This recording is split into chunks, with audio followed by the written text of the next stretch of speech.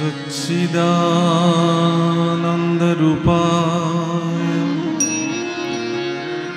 विश्वोत्पत्त्यादिहेतवे तापत्रयो विनाशाय श्रीकृष्णाय वयं नमः।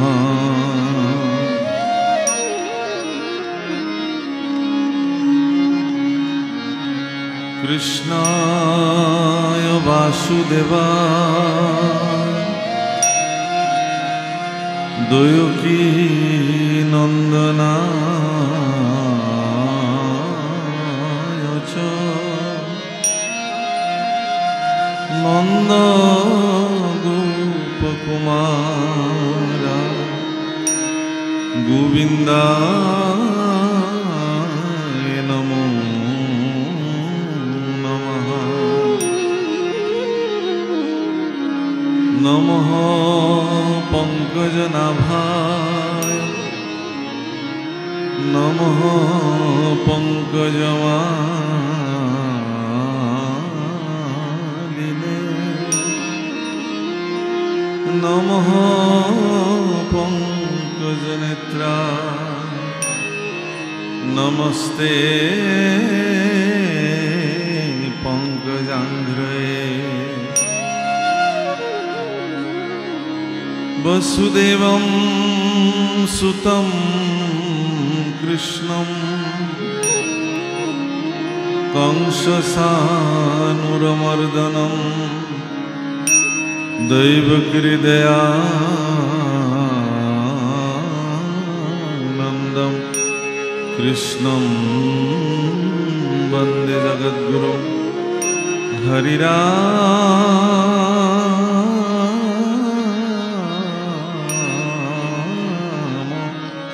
राम राम।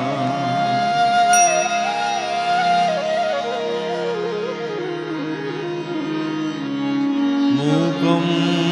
करोति वाचालं पङ्गुं लङ्घयते गिरिं यत्कृपातमहं वन्दे परमानन्दमाधवं। त्वमेव माता च पिता त्वमेव त्वमेव बन्धु सखा त्वमेव त्वमेव विद्या द्रविणं त्वमेव त्वमेव सर्वं मम देवदेव। त्वमेव माता च पिता त्वमेव त्वमेव बन्धु सखा त्वमेव त्वमेव विद्या द्रविणं त्वमेव त्वमेव सर्वं मम देवदेव। त्वमेव सर्वं मम देवदेव त्वमेव सर्वं मम देवदेव। यन्मण्डलं दीपिकारविशालं रत्नो प्रभं तीव्रमनातिरूपं दारिद्र्यदुःखभयहरणं च पुनातु मां तच्छवितुर्वरेण्यं पुनातु मां तच्छवितुर्वरेण्यं पुनातु मां तच्छवितुर्वरेण्यम्। वंशाकल्पतरुभ्यश्च कृपा सिन्धुभ्यैव च पतितानां पावनेभ्यो वैष्णवेभ्यो नमो नमः। जय गुरु शंकर সৰ্বগুণাকৰ যাকেৰি নাহিকে উপাম তুহাৰি চৰণ কৰেণু শতকোটি বাৰে কৰোঁ প্ৰণাম শংকৰ মাধৱ ভেদ ঈশ্বৰ গুৰু নাহি দুই টুপৰ দুহান নামক কীৰ্তন কৰিয়া কৃতকৃত্য हुए ন তোমাৰ চৰণ সেৱাৰ গোবিন্দ নজানো একো উপায় যিমতে সেৱাত ৰহিব কৰোণা কৰিতে হৰি যোৱাই পৰম সেৱাৰ স্থলীৰ কৃষ্ণ সূৰ্য নাম সমাজৰ দ্বাৰা আয়োজিত এই মহাপাল নামৰ পবিত্ৰ প্ৰাংগণত আপোনা সব সজ্জনসকলৰ শ্ৰীচৰণত আমি অভাজনে কোটি কোটি প্ৰণাম নিবেদন কৰিছোঁ সমস্তজন হে মোৰ শ্ৰদ্ধেয় বাপসকল আইসকল ভগৱন্ত পুৰুষৰ কৃপা যেতিয়া সৰুগত হয় তেতিয়াহে এনে মংগল অনুষ্ঠান আয়োজিত হয় অনুষ্ঠানৰ প্ৰাৰম্ভণিতে এই অনুষ্ঠানৰ যিসকল উদ্যোক্তা যিসকল কাৰ্যকৰ্তা যিসকলৰ দান বৰঙণি শাৰীৰিক মানসিক শ্ৰমৰ দ্বাৰা এই অনুষ্ঠান সম্পাদিত হৈছে সকলো জনৰ প্ৰতি আমি কৃতজ্ঞতাৰ সেৱা নিবেদন কৰিলোঁ আমাক আজিৰ এই অনুষ্ঠানত কৃষ্ণ কথা কোৱাৰ সুযোগ দিয়াৰ কাৰণে আমিবিলাক বহুত ভাগ্যশালী বিশেষকৈ আমি উত্তৰ পূৰ্বাঞ্চলৰ লোক মহাপুৰুষ শংকৰ মাধৱ হৰি দামোদৰ এই চাৰি গুৰুৱে এইখন পবিত্ৰ ভূমিক আৰু অধিক পবিত্ৰ পাৱন কৰি তুলিছিল বৈকুণ্ঠত দেৱতাসকলে অত্যন্ত গুপুতভাৱে পেৰাত বন্দী কৰি ৰখা হৰিনামক মহাপুৰুষ কৃপালু গুৰু শংকৰে ধৰাধামলৈকে বোৱাই লৈ আহিছিল তাকে আমি পুনতে স্মৰণ কৰিছোঁ মহাপুৰুষ মাধৱদেৱৰ ভাষাৰে হৰিনাম ৰখে বৈকুণ্ঠ প্ৰকাশে প্ৰেময় অমৃতৰ নদী শ্ৰীমন্ত শংকৰে পাৰ ভাঙি দিলা শ্ৰীমন্ত শংকৰে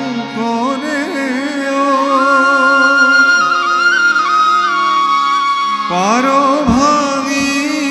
দিলা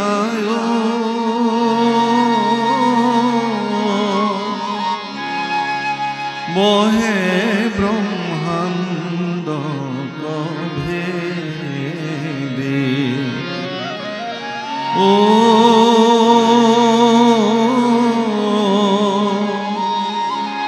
বহে ব্ৰহ্মাণ্ড ভেদে গোবিন্দৰ প্ৰেম অমৃতৰ নদী বহে বৈকুণ্ঠৰ পৰা চাৰি পুৰুষাৰ্থ তাহাৰ নিজৰা চাৰি পুৰুষাৰ্থ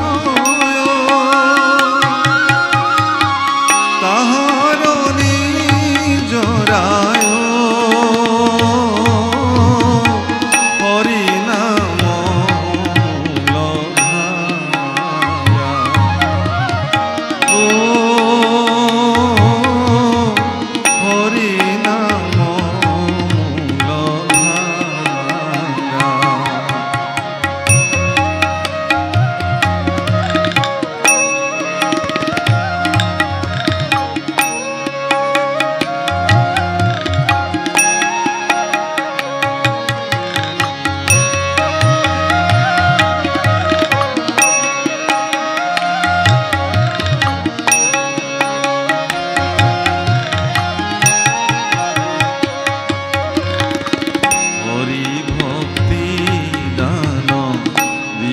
জগত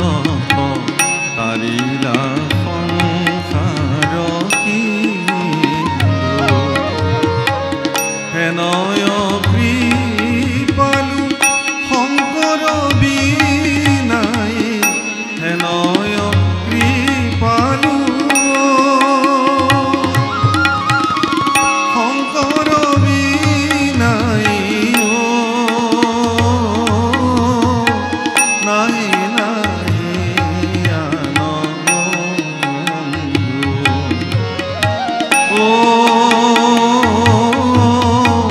নাহি নাহি আন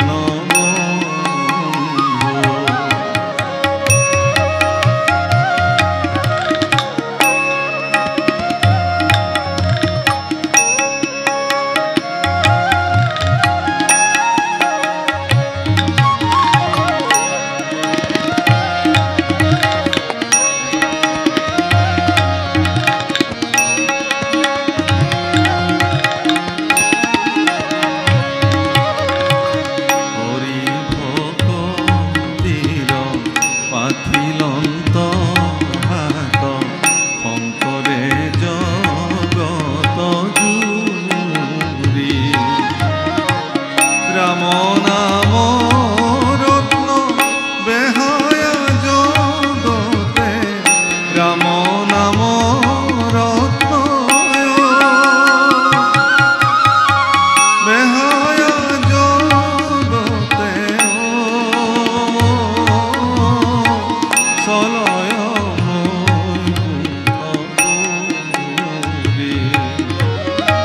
ও চলয়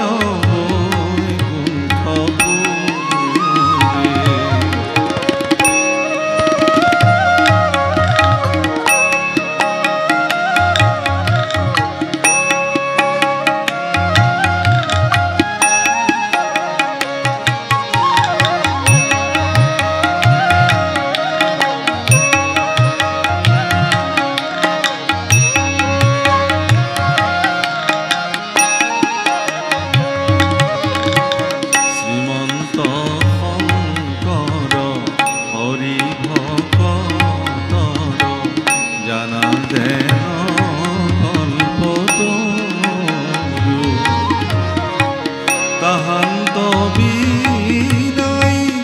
নাহি নাহি নাহি তাহান্ত বিনাই নাহি নাহি নাহি আমার পরম গুরু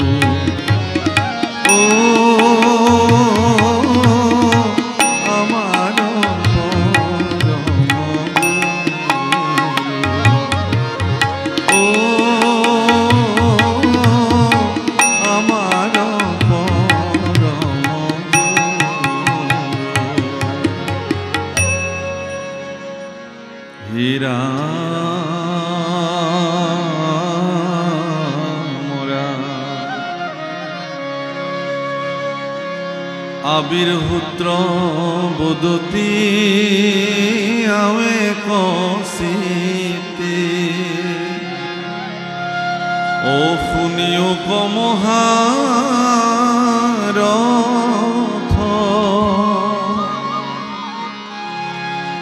তোমার আগত করিব বেকত পরম সুগম পথ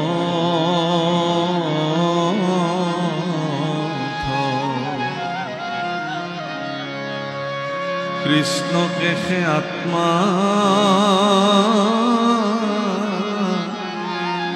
ঈশ্বর বলিয়া ও ধরিছে যিটো ভকতে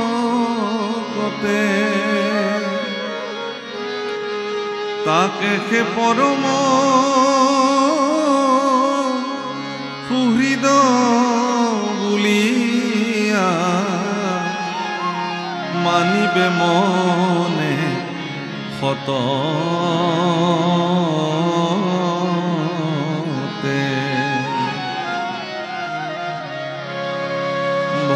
ভকতে সহিতি এক কৰি প্ৰীতি কৰিয়া একত্ৰ সংগে কৰিব আলাপ দূৰ হৈবে পাপ গাইব হৰি গুণ ৰঙে।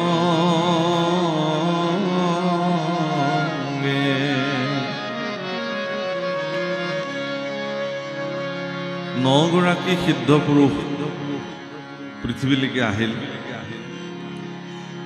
কবি, হবি, পিপ্পলায়ন, প্ৰবুদ্ধ, আবিৰ্ভূত্ৰ, দ্ৰমিল, চমহ, কৰভাজন প্ৰমুখ্যে এই 9 গৰাকী সিদ্ধ পুৰুষে আহি মহাৰাজ নিমিৰ ৰাজসভাত উপস্থিত হ'ল। আৰু মহাৰাজ নিমিয়ে তেওঁলোকক 9টা বিশেষ প্ৰশ্ন নিবেদন কৰিলে। আৰু সেই প্ৰশ্নসমূহৰ যথোচিত 9 গৰাকী সিদ্ধ পুৰুষে উত্তৰ দিবলৈ যাওঁতে আজিৰ যিটো অধ্যায় আমি ইয়াতে বেকত কৰিছোঁ, ইয়াত আবিৰ্ভূত্ৰ নামৰ সিদ্ধ পুৰুষগৰাকীয়ে ভক্তিৰ অত্যন্ত সুগম পথ এটি তেওঁ নিজ মুখে ব্যক্ত কৰিছে। আৰু এইটো ক'বলৈ যাওঁতে প্ৰাৰম্ভণিতে আবিৰ্ভূত্ৰ নামৰ সিদ্ধগৰাকীয়ে বহুত এটি গুৰুত্বপূৰ্ণ কথা উল্লেখ কৰিছে। কৈছে যে কৃষ্ণকে আত্মা ঈশ্বৰ বুলিয়া ধৰিছে যিটো ভকতে তাকে সে পৰম সুহৃদ বুলিয়া মানিবে মনে সত। ভগৱান কৃষ্ণকে আত্মা বুলি মানি যিজনে ল'ব পাৰিছে সেইগৰাকী ভকতকহে ভকত বুলি মানিব পৰা যায়। মানে বিষয়টো এনেকুৱা যে কোনে কৃষ্ণক আত্মবোধ দৃষ্টিৰে চাইছে, আমাৰ নিচিনা মনুষ্যসকলে তাক আমি নিৰ্ণয় কৰিব নোৱাৰোঁ। এখেতে কৃষ্ণক আত্মা বুলি মানিছেনে নাই এই কথাটো আমি এখেতক দেখিলে অনুভৱ কৰিব নোৱাৰোঁ। বা মই নিজেই ভগৱান কৃষ্ণক আত্মা বুলি মানিছোনে নাই এই কথাটো আপোনালোকে ঠাৱৰ কৰিব নোৱাৰে। যিহেতু আমি কোনেও ঠাৱৰ কৰিব নোৱাৰোঁ কোনে কৃষ্ণক আত্মা বুলি মানিছে, শাস্ত্ৰই কৈছে যে এগৰাকী ভকত হ'বৰ কাৰণে তেওঁৰ প্ৰাৰম্ভিক স্তৰত তেওঁ সমস্ত ভূতৰ প্ৰতি আত্মবোধ দৃষ্টি দিবই লাগিব। সেইকাৰণে একাদশ স্কন্ধত কৃষ্ণ উদ্ধৱ সংবাদত ভগৱান কৃষ্ণই ভক্তিৰ যি ধাৰা কেনেকৈ ভক্তি কৰিব তাক ক'বলৈ যাওঁতে কৈছে সমস্ত ভূততে বিষ্ণু বুদ্ধি নুহে যাৱে কায় বাক্য মনে অভ্যাসিবা এৰি। ঔ সমস্ত ভূততে আত্ম বুদ্ধি নুহে যাৱে কায় বাক্য মনে অভ্যাসিবায়ে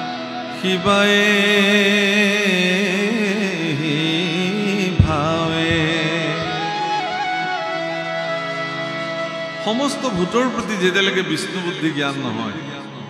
তেতিয়ালৈকে এই অভ্যাসটো আপুনি সম্পাদিত কৰি যাব লাগিব। এইটোকে ভক্তিৰ অভ্যাস কৰিব। এটা সকলোৱে কয় যে ভক্তি কৰিব লাগে, ভক্তি কৰিব লাগে। যদি উভতি সোধা হয় যে ঠিক আছে বাৰু আপুনি মোক দেখুৱাই দিয়ক মই কেনেকৈ ভক্তি কৰিম।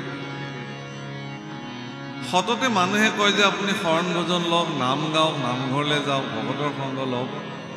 ইমানখিনিয়ে ভক্তি বুলি ভাবে। আচলতে সেই পৰ্যায়লৈ এগৰাকী ব্যক্তি যাবলৈ হ'লে, ভকতৰ সংগক তেওঁ নিৰ্ণয় কৰিবলৈ হ'লে, সাৰ কৰিবলৈ হ'লে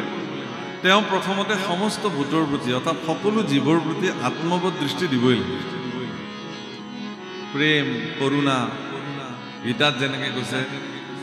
অদ্বৈষ্টা সৰ্বভূতানাং মৈত্ৰেয় কৰুণা এব চ নিৰ্মোহ নিৰহংকাৰ সমদুঃখ সুখক্ষ সন্তুষ্টম সততম যোগী यतत्मा दृढ़ निश्चय मयोर्पीत मन बुद्धि मद्भक्त समे प्रिय तुल्य निंदा स्तुतिर्मौनी मद्भक्त समे प्रिय शीतोष्ण सुख दुखेषु समसंग विवर्जितः তুল্য নিন্দা স্তুতিৰ মৌনী মাত ভক্ত সমে প্ৰিয় কিছুমান চুক্তি দিলে কিছুমান শৰ্ত আৰোপ কৰিলে ভগৱানে ক'লে যে সেইসকল ব্যক্তিক মোৰ প্ৰিয় ভক্ত বুলি মই লওঁ সেইসকলৰ ভিতৰত আপোনালোকো পৰিছে নিজকে চাব তাতে মই আছোনে নাই সমস্ত জীৱৰ প্ৰতি কৰুণা দৃষ্টি আপোনাৰ যদি আছে তেতিয়াহ'লে আপুনি ভগৱানৰ প্ৰিয় অদ্বেষ্টা সৰ্বভূতানাম সকলো ভূতৰ প্ৰতি হিংসা শূন্য দৃষ্টি আপোনাৰ আছেনে নাই নিৰ্মোহ নিৰহংকাৰ সমদুঃখ সুখ ক্ষমী মোহহীন আচলতে মোহহীন ব্যক্তিগৰাকী কেতিয়া হৈ যায় ইমান সহজো নহয় আমিবিলাকতো মায়াৰ আশ্ৰদনত আছো মোহ নাইকিয়া হ'লে আমি কাপোৰে নিপিন্ধিলোহেঁতেন এই যে কাপোৰ সাজ পিন্ধিছো শৰীৰটোৰ প্ৰতি থকা মোহ লজ্জা নিবাৰণৰ কাৰণে সমাজত প্ৰতিষ্ঠাৰ কাৰণে অলংকাৰ পৰিধান কৰিছো সমাজত প্ৰতিষ্ঠা লাভৰ কাৰণে আত্ম সন্তুষ্টিৰ কাৰণে গতিকে মোহহীনভাৱে এজন ব্যক্তি জগতত জীয়াই থাকিব নোৱাৰে মায়াহীনভাৱে এজন ব্যক্তি জীয়াই থাকিব নোৱাৰে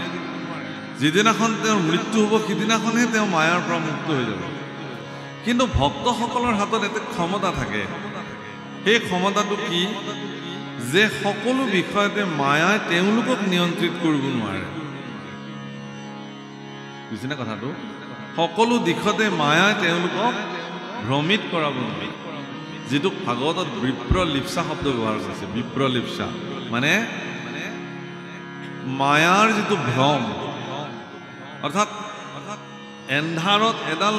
জৰিকো মানুহে সাপ বুলি দুইকোপ মাৰি থৈ আহিব কিন্তু যেতিয়া ৰাতিপুৱা সূৰ্য উদয় হ'ব তেওঁ সেই স্থানলৈ বোলে মই মাৰি থৈ অহা সাপডাল হয়নে নহয় চাব দেখিলে যে সেইডাল এডাল জৰি আছিলে এইডাল যে জৰিতে সৰ্প জ্ঞান কৰিলে এইটো ভ্ৰম বুলি আৰু এইটো হ'ল কেনেকে মায়াৰ প্ৰভাৱ গতিকে সৰ্বস্তৰতে এজন ব্যক্তি ঈশ্বৰমুখী হ'বৰ কাৰণে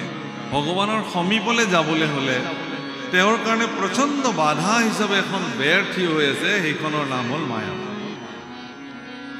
যিসকল ব্যক্তি এই মায়াৰ প্ৰাচীৰখনক ভেদ কৰিব পাৰিছে তেওঁলোকে ভগৱন্ত প্ৰাপ্তিৰ কাৰণে তেওঁলোকৰ পথ সুগম হৈছে তাৰ কাৰণে কিছুমান উপায় প্ৰদান কৰিছে সেই উপায়খনৰ ভিতৰত আজি আপোনালোকে ইয়াতে যিটো আয়োজন কৰিছে এইটো এটা উৎকৃষ্ট উপায় যে আজি আপোনালোকে ইমান টকা পইচা খৰচ কৰি মই দেখিছোঁ আমাৰ দিলীপ চাংমাই বা আমাৰ পৱন ফুকন বা আমাৰ এখেতলোকে মানে অত্যন্ত কষ্ট কৰি অনুষ্ঠান কৰিছে যোৱাবাৰ আমি বৰ্ডিং ফিল্ডলৈ আহিছিলোঁ সভাপতি হিচাপে অচ্যুত চুতীয়াদেৱ আছে বা অন্যান্য ব্যক্তিসকল তেওঁলোকে ইমান শ্ৰম কৰিছে ইমান কষ্ট কৰিছে কৰি তেওঁলোকে এটা অনুষ্ঠানৰ সুন্দৰ ৰূপ প্ৰদান কৰিছে সকলোৱে ভিন্ন ভিন্ন কামত লাগি সবৰে নিজৰ নিজৰ যিখিনি মানে কাৰ্য সেইখিনি কৰিছে তেওঁলোকে কিহৰ কাৰণে কৰিছে তাৰ পৰা লাভ কি হ'ল তেওঁলোকৰ এটাই লাভ হ'ল কি যে সহস্ৰ সহস্ৰ মানুহে এটা নিৰ্দিষ্ট স্থানত গোট খাইছে আৰু তাত গোট খোৱা সেই সহস্ৰ সহস্ৰ মানুহৰ সেইখিনি সময়ত এটাই সকলোৰে চিন্তা যে আমি তালৈকে যাম ভকতৰ সংগ পাম নাম পাম ঈশ্বৰ দৰ্শন এটাই চিন্তা আজি এখন মেলালৈ যেতিয়া মানুহ যায় তেতিয়া তাত 1 লাখ মানুহ গোট খালে 1 লাখ জনৰে 1 লাখটা চিন্তা কোনোবাই যদি কিবা কিনিবলৈ গৈছে কোনোবাই কিবা চাবলৈ গৈছে কোনোবাই কিবা ল'বলৈ গৈছে কিন্তু এই যে হৰিনামৰ মেলাখন ইয়াতে আপোনালোকে পাতিছে ইয়াত এনেকুৱা প্ৰতিকূল বতৰকো নেওচি আপোনালোক যে ইয়ালৈ আহিছে আপোনালোকৰ এটাই উদ্দেশ্য যে তাত সাক্ষাৎ ঈশ্বৰপুৰুষ বিদ্যমান হৈ আছে নামৰ চৈতন্য শক্তিৰ দ্বাৰা সেই পেণ্ডেল চৈতন্য হৈ আছে আৰু চৈতন্য মূৰ্তি ভকতসকল আহি তাত বিদ্যমান হৈ থাকিব গতিকে মই গৈ তাত অকণমান সেৱা কৰি অকণমান ভকতৰ পদধূলি যদি শিৰত ল'ব পাৰোঁ তেতিয়াহ'লে মোৰ মনুষ্য জীৱন সাৰ্থক হ'ব এই যে ভকতৰ সংগৰ যিটো আয়োজন সেই আয়োজনটো এটা পৃথিৱীৰ ভিতৰত সৰ্বশ্ৰেষ্ঠ ব্যৱস্থা আৰু এই স্থানবিলাকত ব্যক্তিসকল যেতিয়া আহে তেতিয়া ব্যক্তিবিলাকৰ কি হয় মন প্ৰাণ ভকতৰ সংগত পবিত্ৰ হৈ যায় কেনেকৈ হয় তাকো নামঘোষাত মাধৱ পুৰুষে লিখিছে ৰাম কৰ্ণ পথে ভকতৰ হিয়াত প্ৰৱেশী হৰি দুৰ্বাসনা হৰে সমস্ত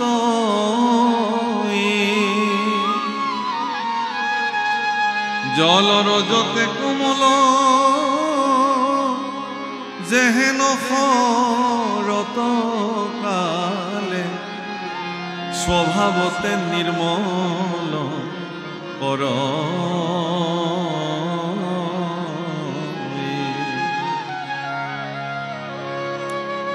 হীৰেণ বৰুৱাতীৰ বাপে যেতিয়া মূল আসনত বহি পেলাই নাম গাইছে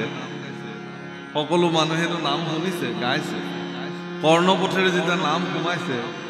হৃদয়ত থকা যিখিনি মলিনতা সেইখিনি নিজে নিজে ওলাই গৈছিল কিন্তু মনত ৰাখিব প্ৰভুসকল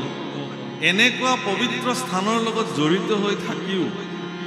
এনেকুৱা পবিত্ৰ স্থানত উপস্থিত হৈও যদি কেনেবাকৈ কোনোবাৰ মনৰ মল যদি দূৰ নহ'ল তেওঁতকৈ আৰু দুৰ্ভাগ্য পৃথিৱীত কোনো নাই এইটো বহুত ডাঙৰ এইটো হ'বই নোৱাৰে ইয়াত আহে মানে ব্যক্তিৰ কৰ্ণপথে নাম সোমাব আৰু সেই নামে মানুহৰ মন স্বচ্ছ আৰু নিৰ্মল কৰি তুলিব সকলো ব্যক্তিৰ প্ৰতি শ্ৰদ্ধেয় মনোবৃত্তি সৎকাৰী মনোবৃত্তি ভকতৰ প্ৰতি ভগৱন্ত দৃষ্টি চৈতন্যময় দৃষ্টি সেই আনিব লাগিব সেইকাৰণে নামঘোষাত মহাপুৰুষ মাধৱদেৱে কাকতি কৰিছে বহুত ধুনীয়াকৈ আৰু সেই কাকতিৰ জৰিয়তে কাকতি কৰিছে কি বুলি ও মই মোৰ সমতি নজানো তাৰ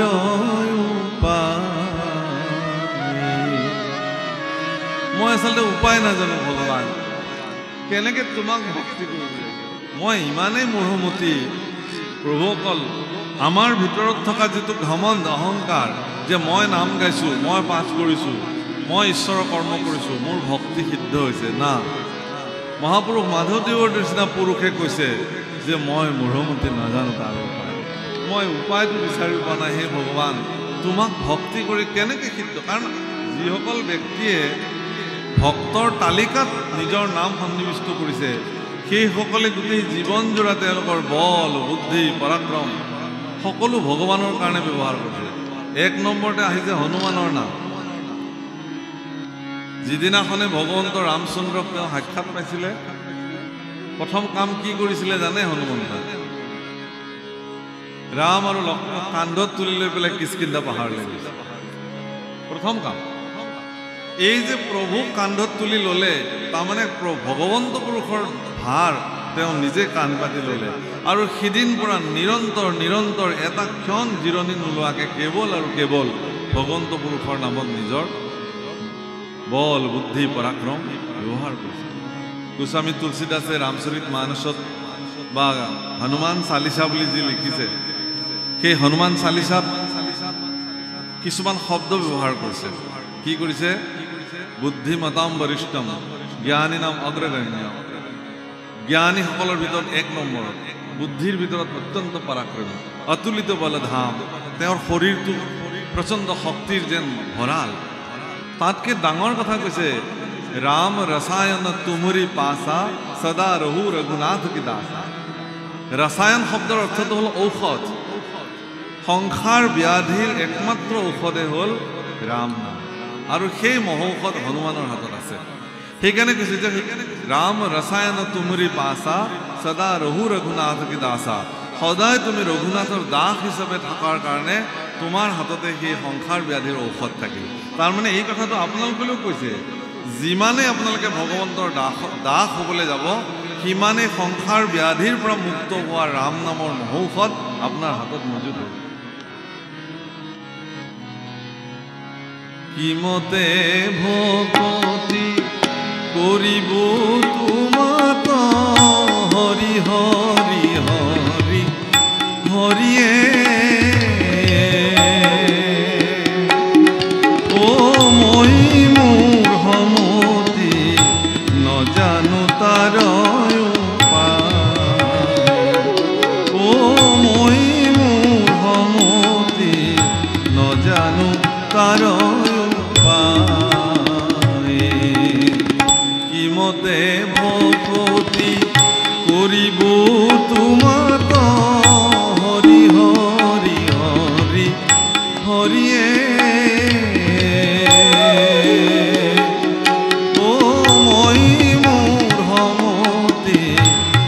নজানো তাৰ উপায় ও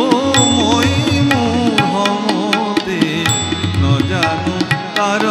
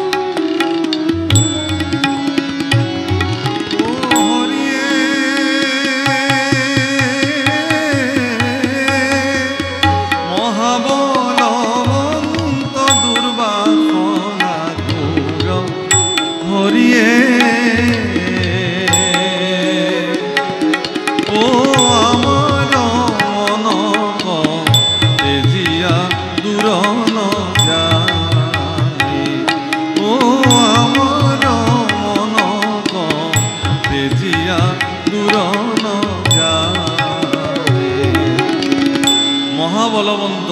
প্ৰভু কল বলবন্ত আমাৰ কাৰণে কি বুলি কৈছে দুৰ্বাসনা বেয়া বাসনাবিলাক এনেকুৱা শক্তিশালী ৰূপত আমাৰ লগত থাকে ইয়াক খেদি দিলেও লগৰ পৰা নাযায় আপুনি যিমান সৎ চিন্তালৈ আহিবলৈ নোখোজক কিয় বলবন্ত দুৰ্বাসনাই বাৰে বাৰে আপোনাক যেন সেই দুৰ্বাসনালৈকে ঠেলি ঠেলি লৈ যায় গতিকে হে ভগৱান বলবন্ত দুৰ্বাসনা থকালৈকে তোমাক ভক্তি কৰাটো সহজ নহয় গতিকে কৃপা কৰা আকৌ কৈছে ও হৰিয়ে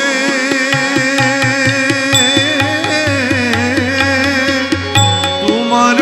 মায়াই মন মোহি আছে হৰিয়ে ও অজ্ঞান আন্ধাৰে ঘূৰিয়া পাৰন পা ও অজ্ঞান আন্ধাৰে ঘূৰিয়া পাৰন পা কিমতে ভকতি মোৰ লগত সকলোৱে গাব পাৰিব ঈশ্বৰৰ প্ৰতি গাও কিমতে ভকতি কৰিব তোমাক হৰি হৰি সুন্দৰ হৰিয়ে বঢ়িয়া ও মই মোৰ সমতে নজানো তাৰ উপায় ও মই মোৰ সমতে নজানো তাৰ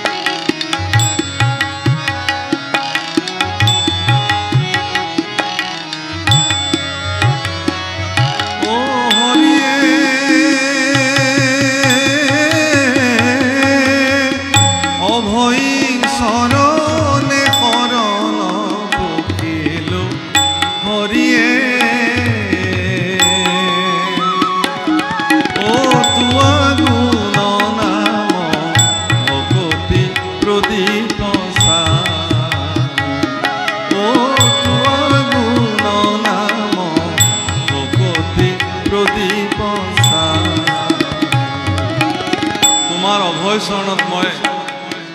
শৰণ বিচাৰিছোঁ ভগৱান মোৰ হৃদয়ৰ এন্ধাৰখিনি দূৰ কৰিবৰ কাৰণে জ্ঞানৰ সেই অমৃতময় ভগৱতী প্ৰদীপ মোৰ হৃদয়ত তুমি জ্বলাই দিয়া ভগৱান যাতে মোৰ এই দৃষ্টিৰে কাকো বেয়া নেদেখো মোৰ হৃদয়ত যেতিয়া জ্ঞানৰ বন্তি গছি জ্বলি থাকিব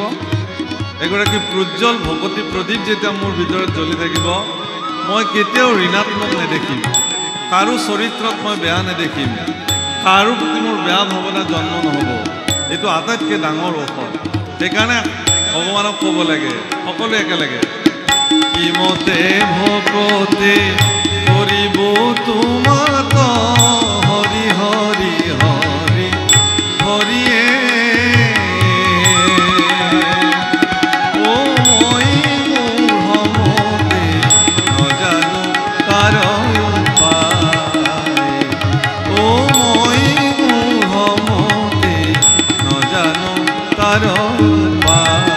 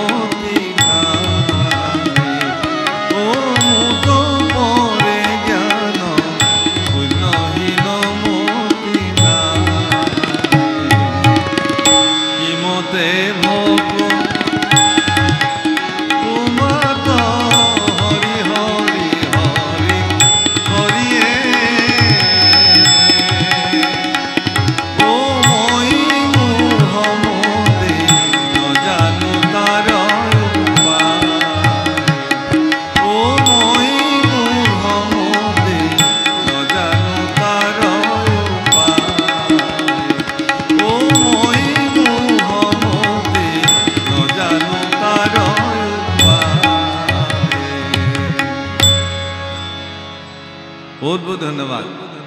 প্ৰভুসকল মন প্ৰাণ যদি কেতিয়াবা বেয়া লাগে ল'ৰা ছোৱালীক সকলোকে ল'ব লৈ ভগৱানৰ ওচৰত গাব কিমতে ভগতি কৰিব তোমাৰ হৰি গোটেই পৰিয়ালত এক এনেকুৱা ঊৰ্জা জন্ম হৈ যাব এনেকুৱা এটা আধ্যাত্মিক শক্তি আপোনাৰ পৰিয়ালত বিদ্যমান হৈ যাব সেই শক্তিয়ে আপোনাৰ পৰিয়ালত যদি কাৰোবাৰ কোপ দৃষ্টি আছিল বেয়া দৃষ্টি আছিল কিবা বেয়া প্ৰভাৱ আছিল সকলো দূৰতে বিদূৰ হৈ যাব ইমান নামৰ মহিমা আৰু এনেকুৱা কাৰুণ্য প্ৰাৰ্থনা ভাৰতবৰ্ষক পৃথিৱীত সবতে ঘূৰক বোধ কৰোঁ কোনো মহাপুৰুষে ইমান কাৰুণ্য বচনেৰে প্ৰাৰ্থনা লিখি থৈ যোৱা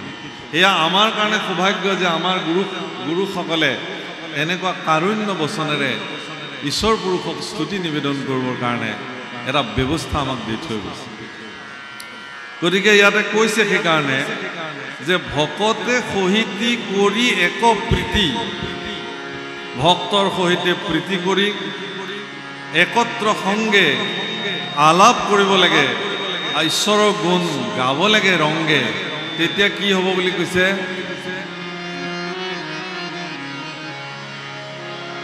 राम माधवर जन्म गुण नाम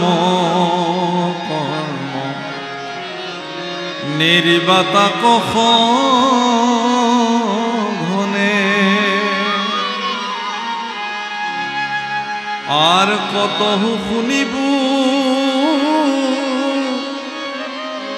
कीर्तन करिबु स्मरिब कत मने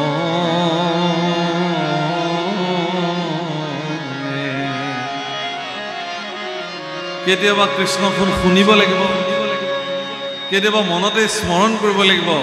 আৰু যদি সুযোগ পোৱা যায় একেলগে কীৰ্তন কৰিব লাগিব বা কোনোবাই যদি শুনিব খোজে আপুনি একান্ত চিত্তে কৃষ্ণ গুণ গাব আৰু কোনোবাই যদি কৃষ্ণ গুণ একান্ত চিত্তে গাই আছে আপুনি একান্ত চিত্তে শ্ৰৱণ কৰক কওঁতাও নাই শুনোতাও নাই তেতিয়াহ'লে স্মৰণ কৰক মায়াৰ আস্বাদনত থাকি কেৱল আমিবিলাকে ভগৱান কৃষ্ণৰ নাম যাতে ল'বলৈ নাপাহৰো। ৰাম নাম নললো হৰি নভজিলো কি কাম কৰিলো আমিও ৰাম রাম নাম নললো হরি নভজিলো কি কাম করিলো আমিও রাম রাম কি কাম করিলো আমিও রাম রাম।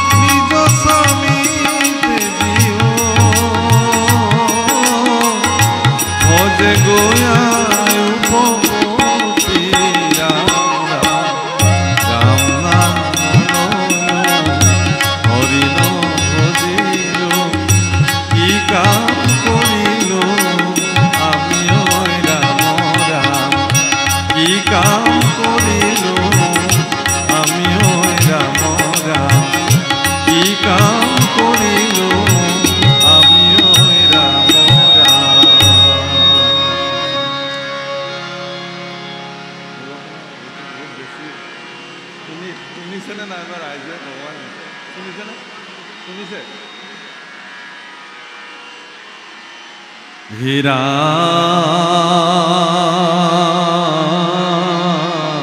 মোরা কৃষ্ণর চরিত্র জগত পবিত্র করে হেন মনে মনে ও তাহাকে কথিব তাহাকে মথিব অন্যে অন্যে সর্বজনে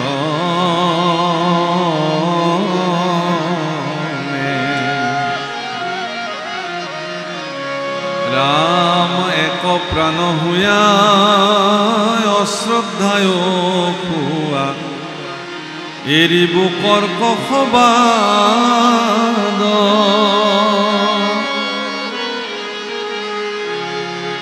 আর অন্য অন্যের অতি অন্য অন্য মতে করিব আতে আহ্লাদ।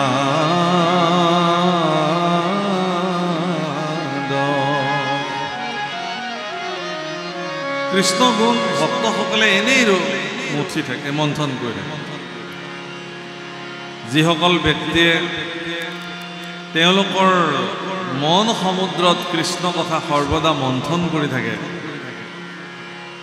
তেওঁলোকে প্ৰকৃত নামৰ অমৃত তেওঁলোকৰ জীৱনত প্ৰাপ্তি হয়। আজি এটা বিশেষ দিন, দৌল উৎসৱ। আমাৰ বৰপেটাৰ ফালে খুব ধুনীয়াকৈ গায়, ৰংগে ফাগুকে চৈতন্য বনমালী হে, ৰংগে ফাগুকে চৈতন্য বনমালী ৰংগে ফাগুকে, খুব ধুনীয়াকৈ। প্ৰকৃতি পুৰুষ দুয়ো নিয়ন্তা মাধৱ হে, প্ৰকৃতি পুৰুষ দুয়ো নিয়ন্তা মাধৱ হে, প্ৰকৃতি হলি সকলে গাওঁ। প্ৰকৃতি পুৰুষ দুয়ো নিয়ন্তা মাধৱ হে, প্ৰকৃতি সমস্তৰে আত্মা হৰি পৰম বান্ধৱ, সমস্তৰে আত্মা হৰি পৰম বান্ধৱ, সমস্তৰে আত্মা হৰি পৰম বান্ধৱ, সমস্তৰে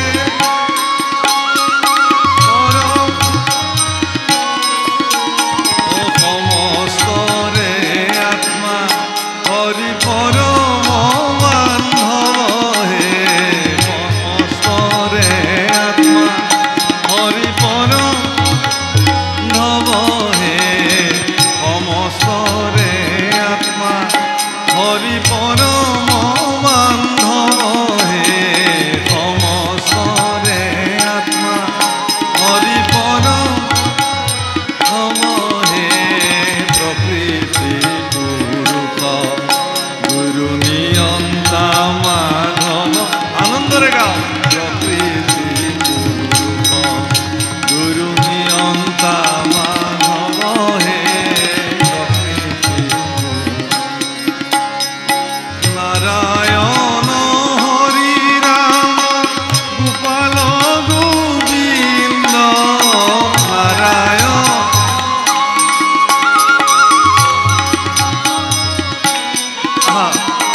নারায়ণ হরি রাম গোপাল গোবিন্দ,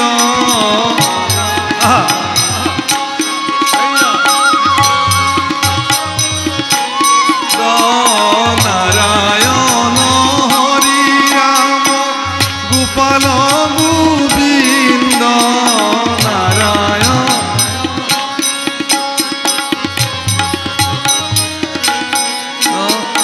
নারায়ণ হরি রাম গোপাল গোবিন্দ,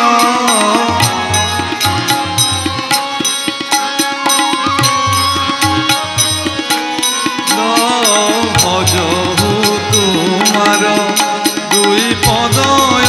রবিন্দ হে, ভজহু তোমার দুই পদয় রবিন্দ হে,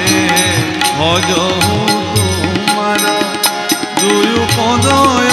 রবিন্দ হে, ভজহু তোমার দুই পদয় রবিন্দ হে, প্ৰকৃতি পুৰুষ গুৰু নিয়ন্তা মাধৱ হে, প্ৰকৃতি পুৰুষ গুৰু নিয়ন্তা মাধৱ হে, প্ৰকৃতি পুৰুষ গুৰু নিয়ন্তা মাধৱ হে, প্ৰকৃতি পুৰুষ। দৌল উৎসৱ প্ৰভুসকল কেৱল আপুনি মোক ৰং সানি দিছে আৰু মই আপোনাক ৰং সানি দিছো এয়াই হোলী উৎসৱ নেকি কেৱল ইজনে আনজনক ৰং সানি দিলেই তাক ফাল্গু উৎসৱ বা হোলী বা দৌল উৎসৱ নুবুলে ই এক এনেকুৱা উৎসৱ ভগৱন্ত পুৰুষে গোপীবিলাকৰ শৰীৰত ৰং সানি সানি দিছিল আৰু সেইবিলাক কি সানিছিল জানে যমুনাৰ বালি য'ত ভগৱানৰ পদৰজ সন্মিষ্ট হৈ আছে সুগন্ধিযুক্ত ফুলৰ পাপৰিবিলাক শুকুৱাই পেলাই গুড়া কৰি কৰি বালিৰ লগত সানি লৈছিল চন্দন ঘঁহি ঘঁহি তাৰ লেপনবিলাক সানি দিছিল মানুহৰ গাত আবিৰ দিয়া হৈছিল গুলাল দিয়া হৈছিল কেশৰ দিয়া হৈছিল সেন্দুৰ দিয়া হৈছিল হৰিদ্ৰা মানে হালধিৰ গুৰি দিয়া হৈছিল সেইবিলাকৰ সংমিশ্ৰণ কৰি সকলোৰে গাত অলপো বাকী নৰখাকে ৰং সানি দিয়া হৈছিল বৰ্তমান ফাগুন মাহত বায়ুমণ্ডলত পচোৱা বতাহত যিমানবিলাক বীজাণু থাকে সেই বীজাণুৱে আমাৰ শৰীৰৰ ছালত সংক্ৰমণ হ'ব পাৰে বেমাৰ হ'ব পাৰে সেইকাৰণে প্ৰকৃতিগত এই তত্ত্বৰ দ্বাৰা এক বিশেষ ঔষধি আবিৰ নিৰ্মাণ কৰি মানুহৰ গাত সানি দিয়া হৈছিল যাতে তেওঁলোকৰ শৰীৰত বাহ্যিক কোনো ধৰণৰ বেমাৰে তেওঁলোকক স্পৰ্শ কৰিব নোৱাৰে কিন্তু এতিয়া পেট্ৰকেমিকেল যিবিলাক একেবাৰে শেষৰ অধুক্ষেপ gasoline petrol diesel kerosene bitumen plastic গৈ গৈ যিমান অধুক্ষেপ ৰয় তাতে কিছুমান ৰাসায়নিক দ্ৰব্য মিলাই যিবিলাক মাজেণ্টিক বা কালাৰ আৰ্টিফিচিয়েল ৰং বৰ্তমান বজাৰত উপলব্ধ হৈছে বিদেশৰ পৰা আহিছে সেইবিলাক মানুহৰ গাত এনেকৈ সানি দিছে এমাহলৈকে ৰং নাযায় আৰু সেইবিলাক ৰঙে মানুহৰ শৰীৰত বেমাৰ মুক্ত কৰিব দূৰৰ কথা ডাঙৰ ডাঙৰ বেমাৰে তেওঁলোকক লম্ভিব পাৰে উল্টাহে হৈছে সেই প্ৰভুসকল সেইবিলাক নহয় সেইবিলাকেৰে ৰং উৎসৱ নহয় গোপীসকলক ভগৱানে তেওঁলোকৰ গাত ৰং সানি দিছিল আৰু ভগৱানে স্বহস্তে তেওঁলোকৰ গাত ৰং সানি দিয়াৰ কাৰণে গোপীবিলাকৰ মনৰ ভিতৰত যিটো আনন্দ সেই আনন্দটো উৎফুল্লিত হৈ উঠিছিল তেওঁলোক ৰঙীন হৈ গৈছিল অৰ্থাৎ ই এক এনেকুৱা উৎসৱ যে এই ৰঙৰ উৎসৱে আপোনাৰ ভিতৰত থকা নিৰানন্দখিনিক নাশ কৰি আনন্দৰ ফল্গুধাৰা যদি উন্মুক্ত কৰিব পাৰিলে সেই উৎসৱটোৰ নামহে ৰঙৰ উৎসৱ হোলীৰ উৎসৱ যেতিয়ালৈকে আপোনাৰ মনৰ ভিতৰত থকা ৰংখিনিক উদ্ভাসিত কৰিব নোৱাৰে তেতিয়ালৈকে সি উৎসৱ হ'ব নোৱাৰে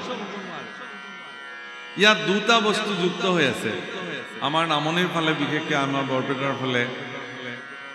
গোৱালপাৰাৰ ফালে দৌল উৎসৱৰ আগদিনা মেঘদাক কৰা হয় মানে এটা খেৰৰ পুঁজি বনাই তাত অগ্নি প্ৰজ্বলিত কৰা হয় দুটা কাৰণ আছে হোলী শব্দৰ অৰ্থটোৱে হ'ল যে সেই দিনটোতে হোলিকা দাহন হৈছিল অৰ্থাৎ হিৰণ্যকশিপুৰ ভনী হোলিকাৰ এটা বৰ আছিল যে তেওঁ অগ্নিয়ে নাশ কৰিব নোৱাৰে সেইকাৰণে প্ৰহ্লাদক যেতিয়া চূড়ান্ত শাস্তি ঘোষণা কৰিছিল যে অগ্নিত পুৰি পেলোৱা হওক তেতিয়া হোলিকাই কি কৰিছিল প্ৰহ্লাদক কোলাত তুলি লৈছিল আৰু অগ্নিৰ কাঠৰ বিচনাত বহিছিল আৰু অগ্নি সংযোগ কৰি দিয়া হৈছিল দাও দাওকে অগ্নি জ্বলিছিল আৰু সেই অগ্নিয়ে প্ৰহ্লাদৰ এডাল নোমো হানি বিঘিনি কৰিব নোৱাৰিলে কিন্তু হোলিকা তাতে বিনাশ হ'ল কিন্তু তেওঁতো বৰ আছিলে তেওঁ অগ্নিত দাহ নাযায় বুলি কেনেকৈ গ'ল প্ৰভুসকল ভগৱানৰ পৰা প্ৰাপ্ত দেৱতাসকলৰ পৰা প্ৰাপ্ত যদি কিবা বৰ আপোনালোকৰ জীৱনত পৰি আছে ঈশ্বৰৰ কৃপাত যদি আপোনাৰ শৰীৰত কিবা বিশেষ শক্তি আছে কিবা কাম কৰিব পৰা যদি সামৰ্থ্য আপোনাৰ আছে সেই কাম কৰাৰ সামৰ্থ্যতাখিনিক আপুনি যদি সমাজৰ অকল্যাণৰ কাৰণে ব্যৱহাৰ কৰে তেতিয়াহ'লে সেইদিনাখনেই তাৰ শক্তিটো বিনাশ হৈ যায় গতিকে আপোনাৰ ভিতৰত ভগৱানে দিয়া কাম কৰাৰ যিখিনি শক্তি সেইখিনিক আপুনি যিমানে কল্যাণকাৰী কামত ব্যৱহাৰ কৰিব তাৰ শক্তি সিমানে বৃদ্ধি পায় হোলিকাই অকল্যাণৰ কাৰণে ব্যৱহাৰ কৰিলে কাৰণে তেওঁৰ সেই শক্তিটো নাইকিয়া হৈ গ'ল, অগ্নিত তেওঁ দাহ হৈ গ'ল। এই যে হোলিকা নাশ হৈ গ'ল, প্ৰহ্লাদ অগ্নিৰ পৰা বাচি গ'ল, তাৰ কাৰণে সমস্ত লোকে আনন্দত কৰিছিল, ভিতৰৰ পৰা ৰঙৰ উৎসৱ আৰম্ভ হৈছিল। সেইকাৰণে হোলীৰ লগত ই সম্পৰ্ক, সেইকাৰণে হোলী বুলি কয়। হোলিকা দাহন প্ৰভুসকল, আমাৰ বৰপেটাৰ ফালে আপোনালোকে দেখিছে যে পুৰা হোলীৰ উৎসৱ আৰম্ভ হৈছে। সকলোৱে ওপৰৰ ফালৰ পৰা ওপৰলৈকে, আকাশৰ ওপৰলৈকে ৰং ছটিয়াইছে, যাৰ গাত পৰে পৰিব। হোলীৰ ৰং দিয়াৰ নিয়ম আছে। যদি মোতকৈ জ্যেষ্ঠজন হয় তেতিয়াহ'লে মই তেওঁক প্ৰথমতে প্ৰণাম কৰিব লাগিব আৰু সেই আবিৰ বা গুলাল তেওঁৰ চৰণত প্ৰথমতে অৰ্পণ কৰিব লাগিব আৰু তেওঁক আজ্ঞা লৈ পেলাই তেওঁৰ কপালত মই এটা তিলক আঁকি দিব পাৰোঁ। জ্যেষ্ঠজনক ৰং দিয়াৰ ব্যৱস্থা। আৰু কনিষ্ঠ যদি হয় মোতকে, মৰমৰে তাৰ গালত বা শৰীৰত মই ৰং সানি দিব পাৰোঁ। আৰু সমসাময়িক বন্ধু মিত্ৰ একে বয়সৰ হ'লে খুব ফূৰ্তি কৰি পেলাই ৰং উৎসৱ পালন কৰা। কিন্তু আজিকালি দেখা গৈছে যে ডাঙৰ সৰু বুলি কোনো চিন্তাপ নাই, যোনে যাকে তাকে যেনে তেনে ৰং প্ৰদান কৰিছে। এই সৌজন্যতা যেতিয়ালৈকে নাথাকিব ই উৎসৱলৈ পৰিণত নহ'ব। সেইকাৰণে ৰঙৰ উৎসৱ হোলী বা ফাগুই আপোনাৰ মোৰ সকলোৰে ভিতৰত থকা নিৰানন্দখিনি নাশ কৰি ভিতৰত থকা আনন্দৰ ফল্গুধাৰা উন্মুক্ত কৰক। সিদিনাখনহে ই ৰঙৰ উৎসৱ হিচাপে বিবেচিত হ'ব। এদিন নহয় ন প্ৰভু, গোটেই জীৱন আপুনি ৰঙীন হৈ থাকক, ভগৱানে আপোনাক কৃপা কৰক। ঈশ্বৰৰ কৃপাহস্ত আপোনাৰ শিৰত থাকিলে আপুনি ৰঙীন হৈ যাব। গতিকে আজিৰ এই পবিত্ৰ ফাল্গুৎসৱৰ বা ৰঙৰ উৎসৱত আপোনালোক সকলোকে হাৰ্দিক শুভকামনা জনালোঁ, ভগৱানৰ ওচৰত প্ৰাৰ্থনা কৰিলোঁ যে আপোনালোক প্ৰত্যেকৰে জীৱনৰ নিৰানন্দখিনি নাশ হৈ যাওক আৰু আনন্দবিলাক উন্মুক্ত হওক, চিৰদিন আপোনালোক ৰঙীন হৈ থাকক। এই প্ৰাৰ্থনা আৰু আশীৰ্বাদ সকলোকে নিবেদন কৰোঁ। হে ৰাম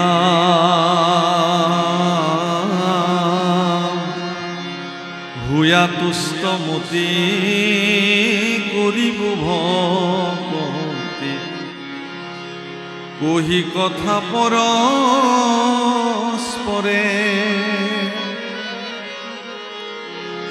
আর তেবে সে সমস্ত দুঃখ হইবে অন্ত, সুখে সংসার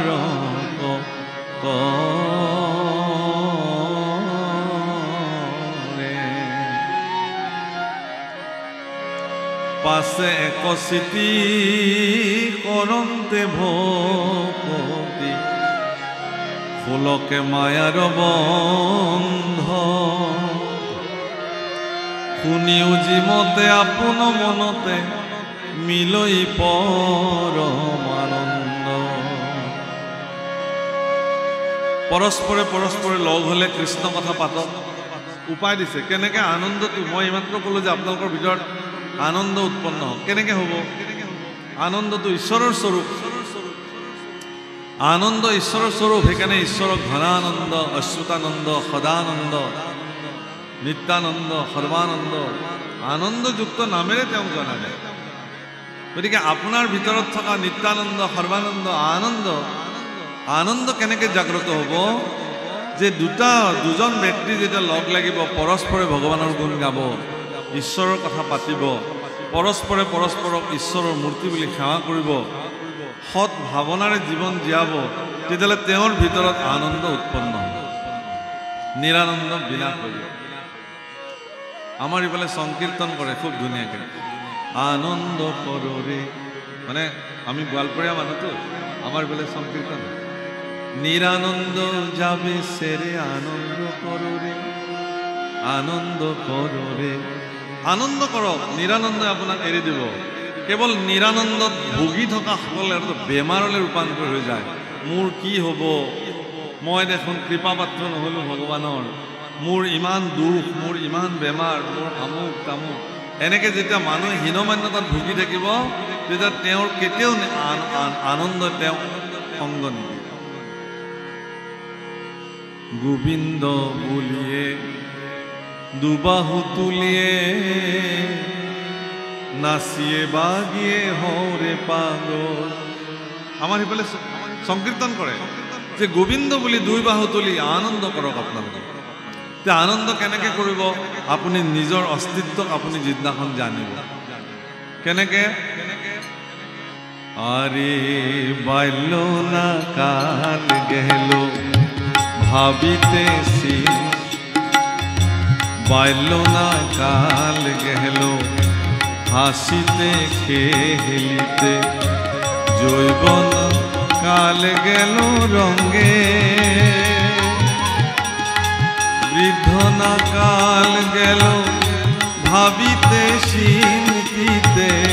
বৃদ্ধ না কাল গেল ভাবিতে চিন্তিতে, গুরু ভজিবে কোন কালে নশায় যে কোন রঙে, ও দিনে দিনে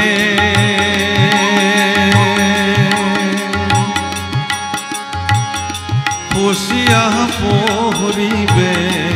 রঙ্গিলা দালানের মাটি গোসায় যে কোন রঙে।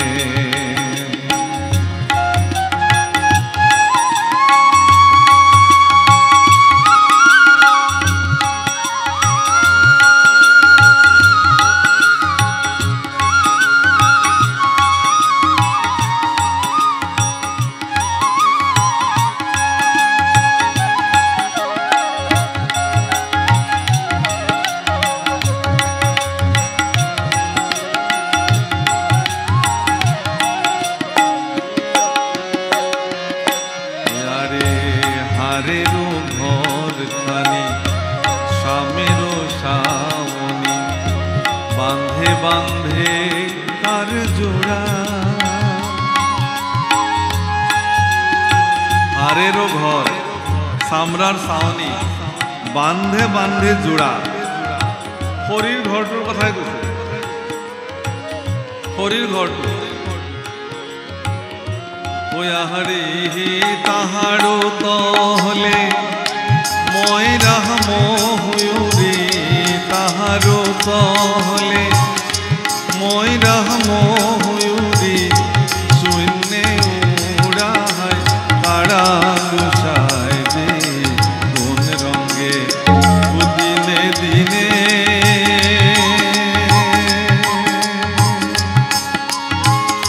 খুশিয়া পহরিবে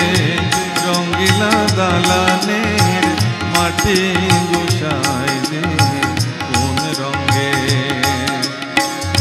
বান্ধিছেন ঘর ভিঠা মিথ্যা দ্বন্দ্ব বাদে গোসায় যে কোন রঙে, ও দিনে দিনে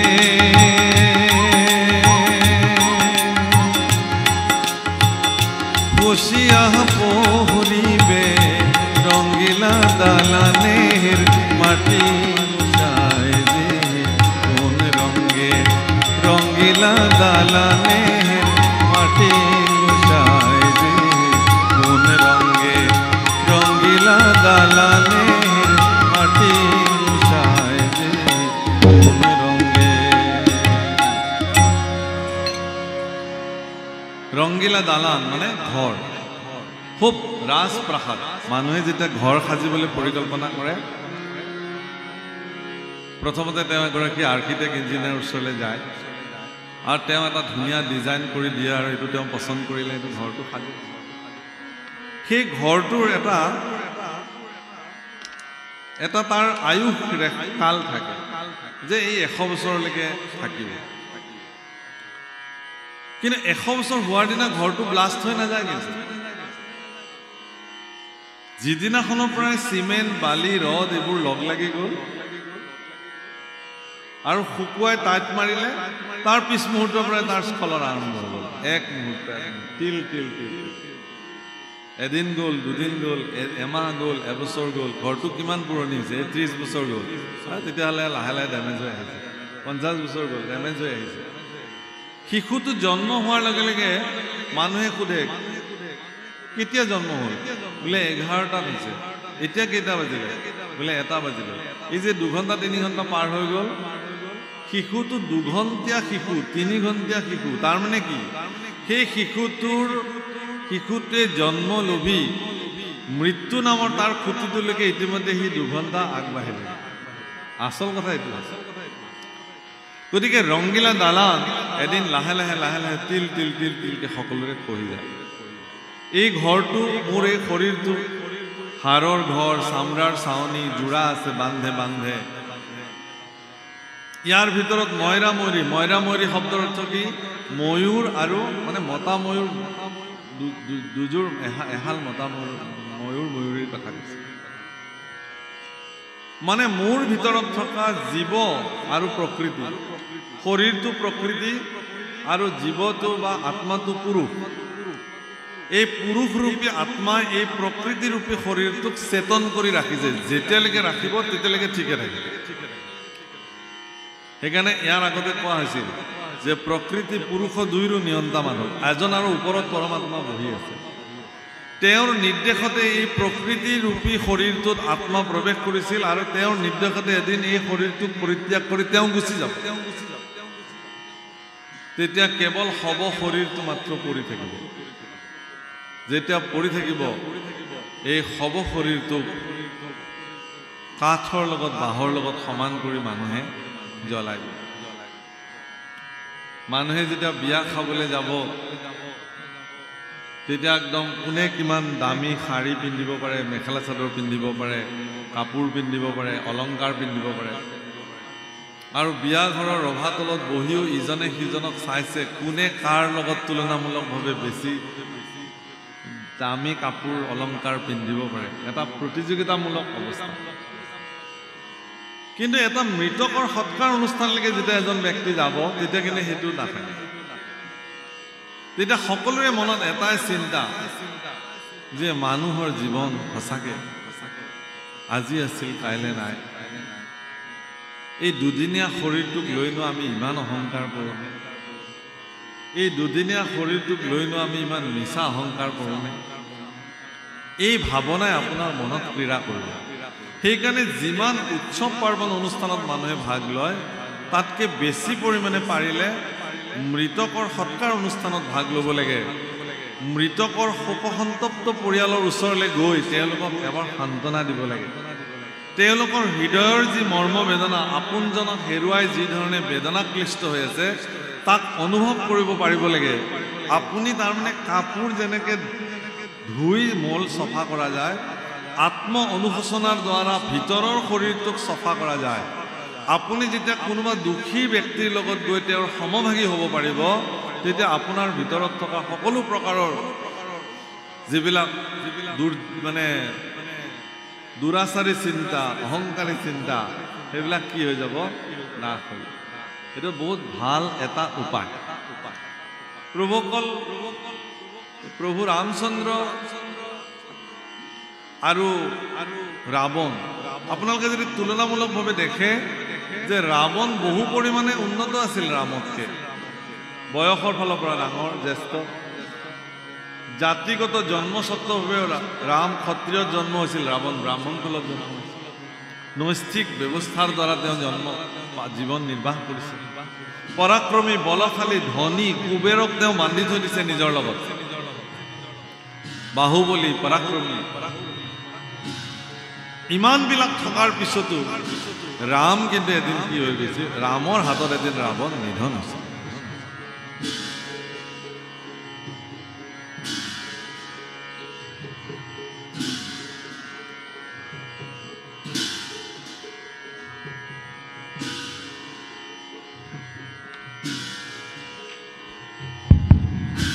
এটি বিশেষ ঘোষণা সত্ৰাধিকাৰ প্ৰভুলৈ আমি অনুৰোধ জনাইছোঁ অকণমান আপোনাৰ পৰা সময় আমি ল'ব বিচাৰিছোঁ যিহেতু আমি নিমন্ত্ৰণ কৰি অনা আমাৰ অতিথিসকল আহি ইতিমধ্যে আমাৰ মাজত উপস্থিত হৈছেহি শ্ৰদ্ধাৰ ডিমৌ সমষ্টিৰ সন্মানীয় বিধায়ক সুশান্ত বৰগোহাঁই ডাঙৰীয়া আমাৰ মাজত উপস্থিত হৈছেহি কেন্দ্ৰীয় মন্ত্ৰী পবিত্ৰ মাৰ্ঘেৰিটা প্ৰভু আমাৰ মাজত আহি উপস্থিত হৈছেহি গতিকে আমি তেওঁলোক দুইজনলৈকে আয়োজক সমিতিৰ তৰফৰ পৰা আমি আশীষ নিমালি বিচাৰিছোঁ আৰু আমাৰ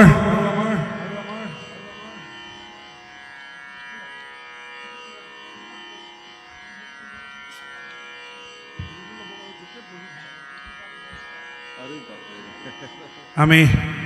তেখেতলোক দুয়োকে আসন দিবৰ বাবে আমি আয়োজক সমিতিৰ বিষয়ববীয়াসকলক আমি অনুৰোধ জনাইছোঁ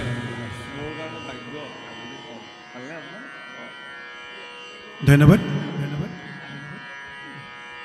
আমাৰ বিতুপন ৰাইডাঙ্গীয়া প্ৰভু আমাৰ মাজত উপস্থিত আছে গতিকে তেখেতকো আমি আহি আমাৰ সত্ৰাধিকাৰ প্ৰভুৰ কাষতে আমি আসন ল'বৰ বাবে আমি অনুৰোধ জনাইছোঁ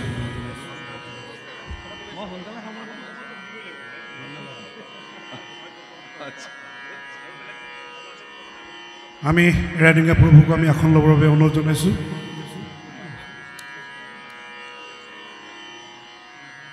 আমি পুনৰ ভাগৱতলৈ আহিছোঁ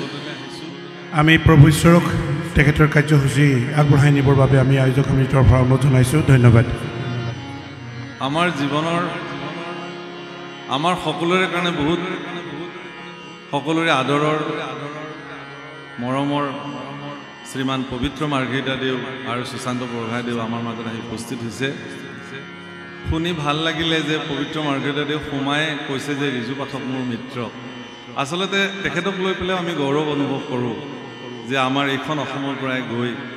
তেওঁ ৰাষ্ট্ৰীয় পৰ্যায়ত এগৰাকী মন্ত্ৰীৰ আসন বিৰাজমান হৈ আমাৰ উত্তৰ পূৰ্বাঞ্চলক তেওঁ সুদৃষ্টি দিব পাৰিছে তেওঁৰ সামাজিক যি কৰ্তব্যনিষ্ঠতা কৰ্মৰ প্ৰতি তেখেতৰ যি শ্ৰদ্ধা সমাজ সেৱাৰ প্ৰতি যি নৈতিক দায়িত্ব সেই সকলোখিনি মই বহুত আগৰ পৰাই তেখেতৰ লগত মোৰ বন্ধুত্ব সম্পৰ্ক পাই আহিছিলোঁ আগৰ পৰাই আজি ভাগৱতৰ আসনৰ পৰা এটা সুযোগ পাইছোঁ পবিত্ৰ মাৰ্ঘেৰিটা দেৱ আৰু সুশান্ত বৰগোহাঁইদেৱক দুয়োগৰাকীকে ভাগৱতৰ পৰা আশীৰ্বাদ কৰিলোঁ তেওঁলোকে যেন সমাজৰ হকে চিৰদিন কল্যাণকাৰী কাম কৰি যাব পাৰে তাৰ কাৰণে আৰু আমি পুনৰ ভাগৱতলৈ আহিছোঁ গতিকে পৰম অহংকাৰী ৰাৱণ আমি তাতে আছিলোঁ তেওঁৰ ৰামচন্দ্ৰৰ লগত তেওঁৰ এটাই মাত্ৰ তুলনা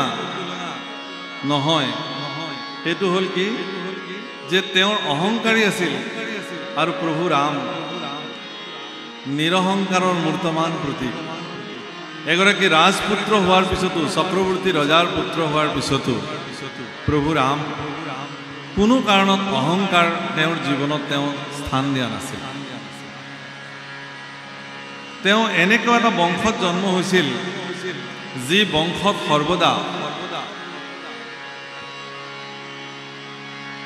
সেৱাৰ মনোবৃত্তিৰে তেওঁলোকে প্ৰজাবৎসল হিচাপে জগতত নিজক প্ৰতিষ্ঠা কৰিছে মই এটি উদাহৰণ দিওঁ আপোনালোকক এদিন চক্ৰৱৰ্তী মহাৰাজ দশৰথ আৰু কুলগুৰু বশিষ্ঠ একেলগে বহি কথা পাতি আছে ৰুদ্ধদ্বাৰ বৈঠক হেন সময়তে এগৰাকী সন্তৰী আহি পেলাই ক'লে যে মহাৰাজ মহৰ্ষি বিশ্বমিত্ৰ আহিছে তেতিয়া দশৰথে ক'লে যে মহৰ্ষি বিশ্বমিত্ৰক অত্যন্ত সাদৰেৰে লৈ আহক ইয়ালৈ তেতিয়া কুলগুৰু বশিষ্ঠদেৱে কৈছিল যে হে মহাৰাজ পৰম শক্তিশালী পৰাক্ৰমী পাৰদৰ্শী বেদজ্ঞ এগৰাকী মহৰ্ষি বিশ্বমিত্ৰ তেওঁ আপোনাৰ ওচৰলৈকে আহিছে গতিকে তেওঁক আপুনি নিজে গৈ পেলাই আদৰি লৈ আহিব আৰু তেতিয়া গুৰু আজ্ঞা পালন কৰি এইখন ভাৰতবৰ্ষৰ এগৰাকী মহাৰাজ চক্ৰৱৰ্তী ৰজা দশৰথে শিৰৰ মুকুট খুলি থৈ ভৰিৰ পাদুকা খুলি থৈ খালী ভৰিৰে আৰু মুকলি মূৰেৰে গৈ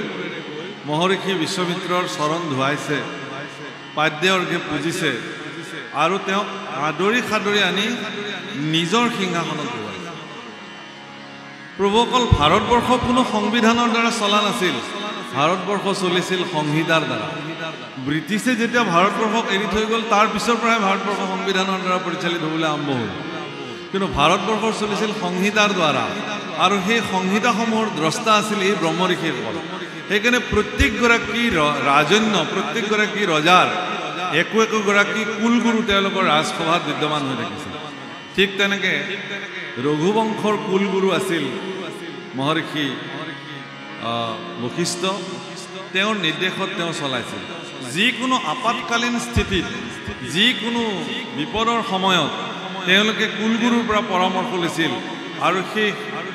ধৰ্মজ্ঞ পুৰুষসকলে যি উপদেশ পৰামৰ্শ দিছিল সেইমতে প্ৰজাবৎসল ৰজাবিলাকে প্ৰজাৰ হিত সাধন কৰি ৰাজ্য শাসন কৰিছিল আৰু তেনেকুৱা এগৰাকী ৰজাৰ পুত্ৰ শ্ৰী ৰামচন্দ্ৰ তেওঁ যেতিয়া বনবাস কালত আছিল তেওঁ প্ৰতিগৰাকী বনবাসত থকা প্ৰতিগৰাকী ঋষি মহৰ্ষিৰ চৰণৰ ধূলি এজন এজনকৈ ঋষিৰ চৰণৰ ধূলি শিৰত অভিষেক কৰিছিল প্ৰত্যেকগৰাকী অত্ৰি ঋষিৰ ওচৰত যেতিয়া ভগৱান ৰামচন্দ্ৰ আহিছিল অত্ৰি ঋষি জানিছিল যে এইজনটো প্ৰভু ভগৱান স্বয়ং ৰামচন্দ্ৰ কিন্তু তাৰ পিছতো ৰামচন্দ্ৰই অত্ৰি ঋষিৰ চৰণত ধূলি যেতিয়া শিৰত অভিষেক কৰিছিল অত্ৰি ঋষিয়ে কিন্তু তেওঁক আশীৰ্বাদ কৰিছিল অগস্ত্যই আশীৰ্বাদ কৰিছিল সকলো ঋষিয়ে তেওঁক আশীৰ্বাদ কৰিছিল আৰু সকলো ঋষিৰ আশীৰ্বাদৰ দ্বাৰা প্ৰভু ৰাম পৰম শক্তিশালী ৰূপত তেওঁ অৱস্থান কৰিছিল আৰু এটা সময়ত তেওঁ তেনেকৈ গৈ সকলো অসুৰক নিধন কৰি ঋষিসকলৰ কাৰ্য সম্পাদিত কৰিবৰ কাৰণে সুযোগ দিছিলে আৰু ৰামচন্দ্ৰৰ পৰম পৰাক্ৰমেৰে ৰাৱণক তেওঁ এদিন নিধন কৰিছিল কিন্তু যিদিনাখন তেওঁ ৰামচন্দ্ৰই যিদিনাখন ৰাৱণৰ লগত যুদ্ধ কৰিবলৈ যায় ৰাৱণ আহিছিল পুষ্পক ৰথত আৰু প্ৰভু ৰাম খোজকাঢ়ি খালী ভৰিৰে গৈছিলে যুদ্ধ কৰিবলৈ যিজন পৰম দুৰাচাৰী মহা অসুৰ গোটেই তিনি লোকক ত্ৰাসিত কৰি ৰাখিছে সেই ৰাৱণে পুষ্পক ৰথত যুদ্ধ কৰিবলৈ আকাশ মাৰ্গেৰে আহিছিল আৰু জগতৰ ঈশ্বৰ প্ৰভু ভগৱান শ্ৰীৰাম তেওঁ খালী ভৰিৰে তপ্ত বালিত হাতত ধনুকাৰ লৈ যুদ্ধ কৰিবলৈ গৈছে এই দৃশ্য যেতিয়া বিভীষণে দেখিছে তেতিয়া বিভীষণৰ চকু পানী ওলাইছে গোস্বামী তুলসীদাসে এই সন্দৰ্ভত খুব ধুনীয়া সংস্কৃততে ভজন ৰচনা কৰিছে শ্ৰীৰামচন্দ্ৰ কৃপাল ভজ মন হৰণ ভৱ ভয় শ্ৰীৰামচন্দ্ৰ কৃপাল ভজ মন হৰণ ভৱ ভয় নবকঞ্জ লোচন কঞ্জ মুখ কৰ কঞ্জ পদ কঞ্জানম শ্ৰীৰাম নবকঞ্জ লোচন যাৰ চকুহাল পদুম ফুলৰ দৰে কঞ্জ মুখখন পদুম ফুলৰ দৰে হাতখন পদুম ফুলৰ দৰে আৰু চৰণ যুগলো পদুম ফুলৰ দৰে বিভীষণৰ হৃদয়ত বৰ আঘাত লাগিছিল হে ভগৱান তোমাৰনো এনেকুৱা বিচিত্ৰ লীলানে পদুম ফুলৰ দৰে সুকোমল চৰণ যুগল খালী ভৰিৰে তুমি দুৰাচাৰী ৰাৱণৰ লগত যুঁজিবলৈ গৈছা তপ্ত বালিত খোজ থৈছা সেই তপ্ত বালিয়ে তোমাৰ সুকোমল চৰণ যুগল কিমান তাপিছে দহিছে সেই তাপ সেই দুখ এগৰাকী ভক্ত হিচাপে বিভীষণে হৃদয়ত যেন সেই তাপ ভজ দীন বন্ধু দীনেশ দানৱ দৈত্য বংশনিকন্দনম রঘুনন্দয়ানন্দ কঞ্জ কৌশল চন্দ দশরথ নন্দনম শ্রীরামচন্দ্র কৃপাল ভজ মন হরণ ভব ভয় দারুণম নবকঞ্জলোচন কঞ্জ মুখ কর কঞ্জ পদ কঞ্জানম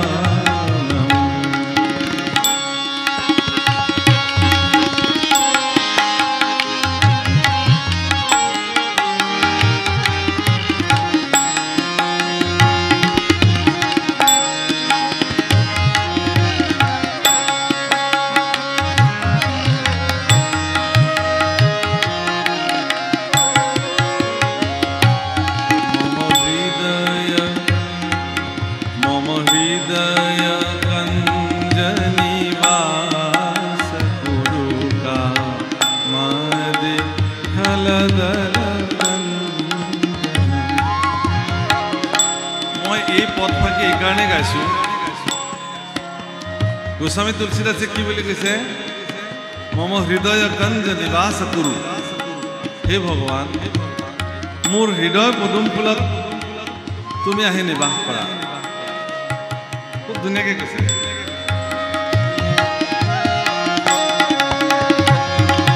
মম হৃদয়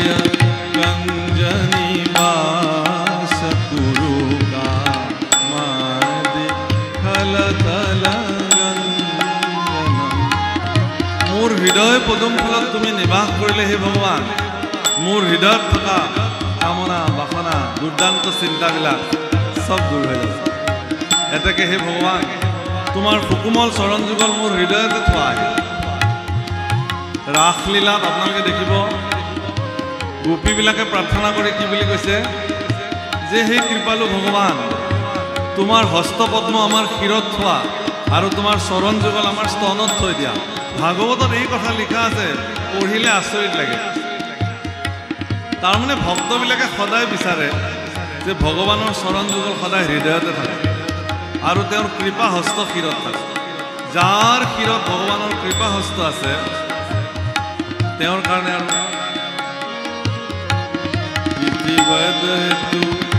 তুলসীদাস শংকৰ শেষ মুনি মনোৰঞ্জনম মম হৃদয় কঞ্জ নিবাস কুৰু কামাদি খলতল শ্রীরামচন্দ্র কৃপালু ভজ মন হরণ ভব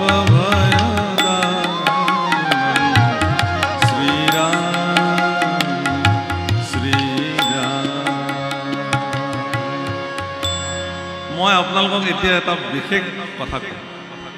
গোস্বামী তুলসীদাস সমগ্ৰ পৃথিৱী বিখ্যাত আজি ভাৰত চৰকাৰে এতিয়া এটা সিদ্ধান্ত ল'বলৈ প্ৰায় আমাৰ সন্তবিলাকে তেওঁলোকক কৈ আছে যে ৰামচৰিত মানসক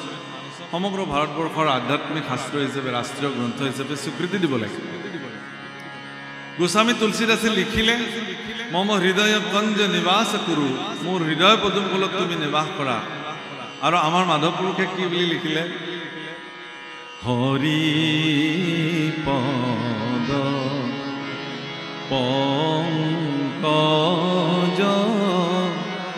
পঞ্জৰ মোই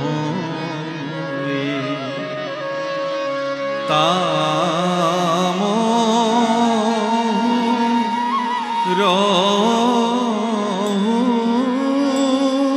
ৰাজ হংকা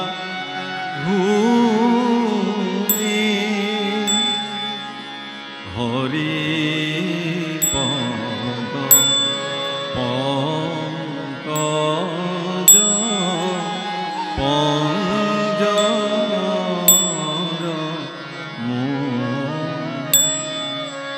গোস্বামী তুলসীদাসে ভগৱানক ক'লে তুমি মোৰ হৃদয় পদুম ফুলত আহি নিবাস কৰা ভগৱান আৰু মাধৱ পুৰুষে কি বুলি ক'লে হে ভগৱান তোমাৰ চৰণ পদুম ফুলৰ পিঞ্জৰাত মোৰ মন হংস গৈ আবদ্ধ হৈ থাকক যাতে ই কলৈকো যাব পাৰ্থক্য বহুত ডাঙৰ যে মোৰ তোমাৰ চৰণ পদুম ফুলৰ পিঞ্জৰাত মোৰ মন হংস গৈ পেলাই তাত আবদ্ধ হৈ থাকক যাতে সি কলৈকো যাব নোৱাৰে কাৰণ মন অলৌ তলৌ যেনি যায় তেনি যায় তাক মানে নিয়ন্ত্ৰণ কৰি নিয়া ইমান চঞ্চল পোহৰৰ বেগতকৈও বেছি বেগত চলে শব্দৰ বেগতকৈও বেছি বেগত চলে বিজ্ঞানে ঠাৱৰ কৰিব পৰা নাই যে মনৰ গতি আজি গতিকে এনেকুৱা এটা চঞ্চল আৰু অস্থিৰ মনে আপোনাক ভ্ৰমিত কৰি লৈ ফুৰাব জগতত স্থিৰ হ'বৰ কাৰণে যিজন জগতৰ স্থিতপ্ৰজ্ঞ যিজন সমস্ত জগতৰ একমাত্ৰ স্থিতপ্ৰজ্ঞ পুৰুষ তেওঁৰ দুখানি অভয় চৰণত আপুনি যেতিয়ালৈকে আশ্ৰিত নহয় তেতিয়ালৈকে আপোনাৰ মন কেতিয়াও চঞ্চলতাৰ পৰা আঁতৰি নাযায় তেতিয়া মন চিত্তলৈ ৰূপান্তৰ হ'ব আৰু চিত্তহে আপোনাক স্থিৰ কৰিব আৰু চিত্ত স্থিৰ চিত্তেৰে যিসকলে যি সিদ্ধান্ত গ্ৰহণ কৰে সেয়া যি ক্ষেত্ৰৰে সিদ্ধান্ত নহয় কিয় সি ধৰ্মীয় হ'ব পাৰে সাহিত্য হ'ব পাৰে, ৰাজনৈতিক হ'ব পাৰে, খেলৰ হ'ব পাৰে, সামাজিক হ'ব পাৰে, যি ব্যক্তি যি ক্ষেত্ৰত আছে, প্ৰভু অকল মনত ৰাখিব ঈশ্বৰ সেৱা সকলো ক্ষেত্ৰৰ পৰাই কৰিব পাৰে। কেৱল যে ধৰ্ম ক্ষেত্ৰত ধুতি পিন্ধি পুতা লৈ পেলাই নাম গাই থাকিলেই যে ধৰ্ম, কাৰণ এনে নহয়। ইচ্ছা কৰিলে যি ব্যক্তি যি স্থানতে নাথাকক কিয় তাৰ পৰাই ভগৱানৰ সেৱা কৰিব পাৰে। কেৱল সদিচ্ছাৰ প্ৰয়োজন আৰু এটা স্থিতপ্ৰজ্ঞ মনৰ প্ৰয়োজন। সেই স্থিতপ্ৰজ্ঞ মনটোৱে যেতিয়া তেওঁক স্থিৰ সিদ্ধান্ত লোৱাত সহায় কৰিব, তেতিয়া সেই ব্যক্তিজনৰ জীৱনৰ সকলো কাম সমাজৰ কাৰণে কেৱল কেৱল আৰু কেৱল কল্যাণৰ কাৰণে হ'ব। অকল্যাণ তেওঁৰ ওচৰলৈ নহয়। এই সকলোৱে আমাৰ ল'ৰা ছোৱালীবিলাকক শিকাব লাগে যে তুমি কিতাপত বহাৰ আগতে সেই ভগৱান মই যাতে ভালকৈ পঢ়িব পাৰোঁ, মোৰ যাতে পৰীক্ষা ভাল হয়, মই ডাঙৰ হৈ যাতে এটা ভাল চাকৰি কৰি বহুত টকা উপাৰ্জন কৰিব। মানুহে এনেকুৱা কথা শিকায় ল'ৰা ছোৱালী নহয়। তেওঁক মানে আমাৰ ভাৰতবৰ্ষৰ সনাতনী পৰম্পৰাত কৈছে চাহ বিদ্যা ইয়া বিমুক্তই। বিদ্যা এনেকুৱা এটা বস্তু সি আপোনাক মুক্ত কৰিব পাৰে, বিমুক্তই। কিন্তু এতিয়াৰ বিদ্যা শিক্ষাকটো যদি ক'বলৈ যাওঁ চাহ বিদ্যা ইয়া নিযুক্তই, কেৱল এপইণ্টমেণ্ট মানে অমুক ফেকাল্টিত মোৰ ল'ৰাটোক দিম, পাছ কৰি ওলোৱাৰ লগে লগে চাকৰি পাব লাগে, পোষ্ট হ'বনে নাই। কিন্তু ভাৰতবৰ্ষৰ শিক্ষা ব্যৱস্থাত তেনেকুৱা নাছিলে। সেইকাৰণে ভাৰতবৰ্ষৰ শিক্ষা ব্যৱস্থাত কোনো ক্লাছিফিকেশ্যন নাছিলে, কোনো শ্ৰেণী ক্লাছ 1, ক্লাছ 2, ক্লাছ 3 নাছিলে। পোনে পোনে প্ৰৱেশ কৰিছিল, তাৰপিছত বিশাৰদ হৈছিল, তাৰপিছত পণ্ডিত হৈছিল, বিদ্যা বাৰিধি হৈছিল, শেষত গৈ পেলাই শেষ উপাধিটো পাইছিল সৰস্বতী। সৰস্বতী উপাধিৰে প্ৰাপ্ত হৈছিল, ঋতম্ভৰা হৈছিল তেওঁলোকে, প্ৰজ্ঞাৰো বহুত ওপৰত। সেইকাৰণে কৈছে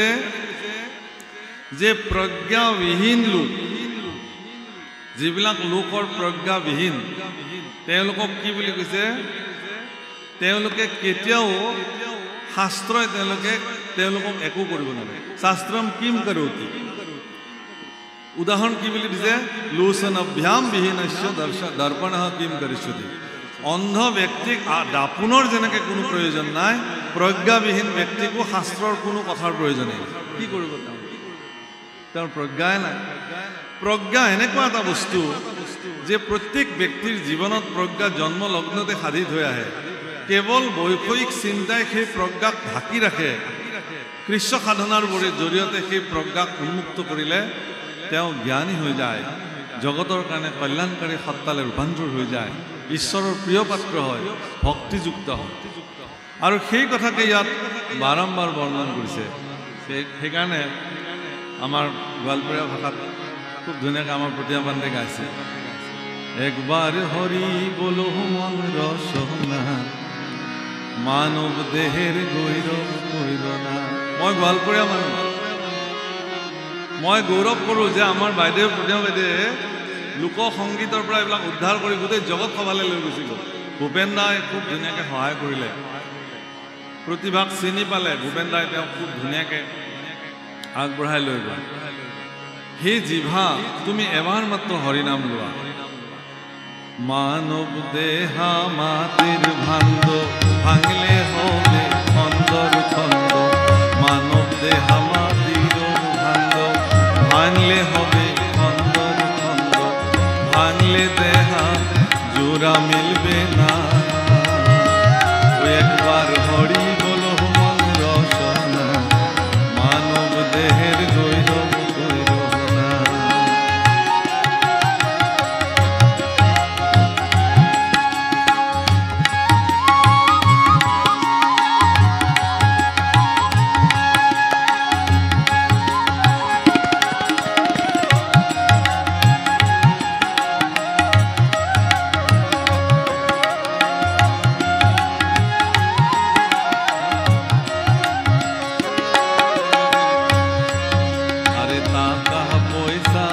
তার বাহারি জীবন গেলে সব রইবে পড়ি। টকা পইচা ঘৰ বাৰী জীৱনটো যোৱাৰ পিছত এনেই পৰি থাকিব। এইবিলাক কোনে আহি দখল কৰিব ঠিক নাই। যদি মোৰ সন্তানবিলাকক উপযুক্ত উত্তৰাধিকাৰী হিচাপে নিৰ্মাণ কৰিব নোৱাৰোঁ, তেতিয়াহ'লে আৰু লেঠা হয়। টকা উপাৰ্জন কৰা, ধন জমা কৰাটোৱে শ্ৰেষ্ঠ কথা নহয় প্ৰভুসকল। আপোনাৰ দ্বাৰা উপাৰ্জিত সম্পত্তিৰ সৎব্যৱহাৰ হ'বনে নাই যুগ যুগলৈকে আপোনাৰ ভৱিষ্যত প্ৰজন্ম উত্তৰাধিকাৰীসকলে আপুনি উপাৰ্জন কৰি থৈ যোৱা সেই কোটি টকা সৎব্যৱহাৰ কৰিব জানিব নাই সেই সংস্কাৰ আপুনি দিছেনে নাই যদি দিছে আপুনি ধন্য ধন উপাৰ্জন কৰাটো বেয়া কথা নহয় প্ৰভু মই বিকাশৰ বিৰোধী নহয় কেতিয়াও মই নকওঁ যে আপোনালোকে এইবিলাক ধন চন উপাৰ্জন বাদ দিয়ক ধৰ্ম কৰক না মই এইটো কথা মানুহক এটা ভাল জীৱন যাপন কৰিবৰ কাৰণে টকাও লাগিব পইচাও লাগিব সম্পত্তিও লাগিব সব লাগিব কিন্তু ঈশ্বৰক ক'ব লাগে যে হে প্ৰভু মোক যিমান দিছা তুমি মোৰ যোগ্যতাতকৈ তুমি মোক বেছিকৈ দিছা তাতকৈ মোক আৰু এটা বস্তু মোক দিয়া যাতে তুমি মোক দিয়া এই বস্তুখিনি যাতে মই সৎ ব্যৱহাৰ কৰিব পাৰোঁ তাৰ কাৰণে মোক এটা বুদ্ধিমত্তাও তুমি দিয়া মোৰ চিত্তত তুমি স্থিতপ্ৰজ্ঞ হোৱা ভগৱান মোক ৰাস্তা তুমি দেখুওৱা এইটো আটাইতকৈ শ্ৰেষ্ঠ কথা সেইকাৰণে কৈছে আৰে বেলা ডুবিলে হবে ৰাত্ৰি সঙ্গে নাই তোর সঙ্গের সাথী কেউ তোর হবে না আরে সঙ্গের সাথী কেউ তোর হবে না ওই একবার হরি বলো মন বাড়ে বাড়ে বেলা ডুবিলে হবে অন্ধকার আরে বেলা ডুবিলে হবে রাত্রি সঙ্গে নাই তোর সঙ্গের সাথী কেউ তোর হবে না ওই একবার হরি বলো মন রসনা মানব দেহের গৈরব গৈরব না ওই একবার হরি বলো মন রসনা মানব দেহের গৈরব গৈরব না বুঝি পাইছেনে গোৱালপৰীয়া ভাষা পাইছে অঁ মানৱ দেহাৰ গৌৰৱ কৰিব না অহংকাৰ কৰিব নালাগে হেনো মানুহ শৰীৰটো লৈ এই শৰীৰটো আজি আছে কাইলৈ নাই এই চশমাযোৰ লৈ পেলাই মোৰ জন্ম হোৱা নাছিল প্ৰভু এতিয়া এনেকুৱা হ'ল এইযোৰ খুলিলে দেখাই নাপাওঁ এইটো কেনেকৈ আহি লগ লাগিলে তাৰমানে মোৰ চকুৰ যিটো তীব্ৰতা সেইটো লাহে লাহে লাহে লোপ পাই আহিছে তিল তিল তিল তিলকৈ স্খলন ঘটিছে এতিয়া যদি ফুটবল ফিল্ডত জাৰ্চিটো পিন্ধি নামি দিওঁ নহয় এতিয়াও এটা ফুটবল ভালকৈ জেগাত পৰিলে একদম জেগা পাবগৈ কিন্তু এনেকুৱা এটা দিন মোৰ জীৱনতো আহিব মই হয়তো খোজ কাঢ়িবৰ কাৰণে কাৰোবাৰ কাণ এখন বিচাৰিম প্ৰভু অকল ডাঙৰ কথা কি জানে এজন পিতৃয়ে যেতিয়া সন্তানৰ কণ কণ আঙুলিকেইটাত ধৰি পেলাই তাক খোজ কাঢ়িবলৈ শিকায় দৌল চাবলৈ গ'লে মেলা চাবলৈ গ'লে দেউতাকে যেতিয়া সন্তানটোক কান্ধত তুলি লয় পিতৃয়ে হয়তো সেইদিনাখন নাভাবে কিন্তু এই কথা সন্তানে অনুভৱ কৰিব লাগে যে যিখন কান্ধত উঠি পেলাই মই আনন্দ কৰিছিলোঁ সেই পিতৃৰ বৃদ্ধ বয়সত অচলা অৱস্থাত মোৰ কাণখন মই কিয় পাতি নিদিওঁ যাতে মোৰ দেউতাই আনন্দ মনে খোজকাঢ়িব পাৰে কাৰোবাৰ লাঠিৰ ওপৰত ভৰ দি খোজকাঢ়া পিতৃয়ে যদি যোগ্য সন্তানৰ কান্ধত এবাৰ হাত থৈ থিয় হ'ব পাৰে তেতিয়াহ'লে সেই পিতৃৰ জীৱন ধন্য হৈ যায় যে হয় হয় মই সন্তান জন্ম দিছিলোঁ অন্ততঃ এই বয়সত মোৰ কাষত এবাৰ সি থিয় হৈছে তাৰ কাণখন মই হাত থ'বলৈ বিচাৰিছোঁ তেওঁ কেতিয়াও নিবিচাৰে যে মোক টকা দিয়া তুমি পইচা দিয়া তোমালোকে কি দৰকাৰ আছে মোক এজন বৃদ্ধ লোকে লগ পাইছিলে এবাৰ ভাগৱত পাঠত কৈছিলে যে প্ৰভু মই সকলোৱে আপোনাক প্ৰভু ঈশ্বৰ বুলি সম্বোধন কৰিছে কিন্তু মই আপোনাক মোৰ পুত্ৰ বুলি সম্বোধন কৰিব পাৰোঁ নে নিশ্চয় পাৰে কৈছে মোৰ জীৱনৰ এইটো সৌভাগ্য হ'লহেঁতেন যে আপোনাৰ নিচিনা যদি সন্তান এজন পালেহেঁতেন মই বোলো এইটো আপোনাৰ বহুত ডাঙৰ কথা ক'লে কাৰণ ময়ো সিমান যোগ্য নহয় কৈছে নহয় মোৰ সন্তান এতিয়া বিদেশত থাকে মই ফোন কৰোঁ যে তোক এবাৰ চাবলৈ মোৰ মন যায় কিন্তু সন্তানে কয় যে দেউতা মোৰতো এনেকুৱা খুব অসুবিধা হৈছে যাবলৈ তোমাক কিবা পোৱা পইচা লাগে যদি কোৱা মই পঠিয়াই দিম মোকনো কেলৈ পোৱা পইচা লাগে মই যিমান পেঞ্চন পাওঁ বহুতে চাকৰি দৰমহাই ইমান নাপায় আৰু ডক্টৰে খাবলৈ দিলে মগু দাইল কেইটামান সিজায় তাৰ কাৰণেতো ইমান পইচাই নালাগে গতিকে কিন্তু মই এবাৰ মোৰ সন্তানক মোৰ কাষত লাগে প্ৰভু অকল মানুহ আমি ভাৰতবৰ্ষৰ মানুহে পৰিয়ালতান্ত্ৰিক হিচাপে জীয়াওঁ, এইটো ভাৰতবৰ্ষৰ বৈশিষ্ট্যতা। আজিকালি আমাৰ অসমত বা ভাৰতবৰ্ষতো কিছুমান ধামখুমীয়া আৰম্ভ হৈ গ'ল, কি বিবাহ বাৰ্ষিকী উৎসৱ, বাৰ্থডে চেলিব্ৰেশ্যন, এইবিলাক আমাৰ ভাৰতবৰ্ষৰ কাৰণে এইবিলাক কোনো প্ৰয়োজন নাই। বিবাহ বাৰ্ষিকী কোনে পালন কৰে? যিবিলাক দেশত এহাল গিৰেক ঘৈণীয়েকে কিবাকে এবছৰ কটায়, তাহাঁতে সেইটো ফূৰ্তি কৰে, আমি এবছৰ কটালোঁ। কিন্তু ভাৰতবৰ্ষত এইটো সংস্কৃতি কি? আমি 7 জনমৰ সম্পৰ্ক। মই যিগৰাকী পত্নীক পত্নী মৰ্যাদা দিছোঁ, তেওঁৰ লগত মোৰ 7 জনমৰ সম্পৰ্ক, আজি নহয়। মাদাৰ্ছ ডে, ফাদাৰ্ছ ডে, আৰে এটা দিনত দেউতাকৰ লগত চেলফি উঠিলে ফেচবুকত দিলে happy father's day, happy mother's day. প্ৰভুসকল 365টা দিনেই এজন পুত্ৰৰ কাৰণে পিতৃৰ দিন, মাতৃৰ দিন, আজীৱন। ইহলোকত যদি পিতৃ নাইও, তথাপিও প্ৰাতঃতে পিতৃক স্মৰণ কৰিব লাগিব বিচনাৰ পৰা উঠি, সন্তানৰ পবিত্ৰ কৰ্তব্য যে হে পিতৃ, তোমাৰ কৃপাত মই আজি পৃথিৱীখনত জীয়াই আছোঁ, তোমাৰ ঔৰসত স্থিতি মোক কৰিছিলা, সেইকাৰণে জগতখনলৈ মই আহিলোঁ। তোমাক কোটি কোটি ধন্যবাদ, কোটি কোটি সেৱা, তুমি য'তেই আছা তাৰ পৰাই মোক আশীৰ্বাদ কৰিবা। এজন সন্তান, ভাৰতবৰ্ষৰ এগৰাকী সন্তানে পিতৃৰ প্ৰতি এই ধৰণে শ্ৰদ্ধা নিবেদন কৰাটো শাস্ত্ৰসন্মত বিধি। প্ৰভু মই যোৱাবাৰো এই কথাটো কৈছিলোঁ যে এগৰাকী মাতৃয়ে কণমানি শিশুটোক বুকুৰ দি যেতিয়া প্ৰচণ্ড জ্বৰ উঠে, তেতিয়া তেওঁ কোলাত লৈ সেই তাপখিনি নিজৰ শৰীৰত টানি টানি ল'বলৈ খোজে।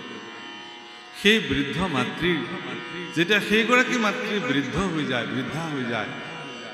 তেওঁৰ যেতিয়া জ্বৰ উঠে, শৰীৰৰ পীড়া হয়, পৃথিৱীত এনেকুৱা কিমান সন্তান আছে যি সন্তানে গৈ এবাৰ সেই বৃদ্ধা মাতৃক, অ আই বা মা, তুমি এবাৰ মোৰ বুকুৰ মাজলৈ আহা, তোমাৰ সমস্ত জড়তা, বিষ, যন্ত্ৰণা মই এবাৰ শৰীৰত টানি ল'ব খুজিছোঁ, তুমি যে সৰুতে মোক লৈছিলা। এই বুলি যদি কোনো সন্তানে গৈ বৃদ্ধা মাতৃক এবাৰ যদি সাৱটি তেওঁৰ সেই মুহূৰ্তত যদি তেওঁক অকণমান সাদৰ দিব পাৰে, সেই মাতৃয়ে ভগৱানক ক'ব যে প্ৰভু, মোৰ এই সন্তানৰ বুকুৰ উমতে মোক লৈ যোৱা, মোৰ হৈ গ'ল আৰু মই সমস্ত জগতত পাই গ'ল। ইয়াতকৈ আৰু কি? এগৰাকী কন্যা শাস্ত্ৰত খুব ধুনীয়া কথা লিখিছে, দুহিতা শব্দ ব্যৱহাৰ কৰিছে ছোৱালীক বিবাহৰ পিছত। দুহিতা কিহৰ কাৰণে কৈছে? পিতৃকুল আৰু স্বামীকুল, এই দুটা কুলৰে হিত যিগৰাকী সাধন কৰিব পাৰে, সেই ছোৱালীজনীক দুহিতা বুলি।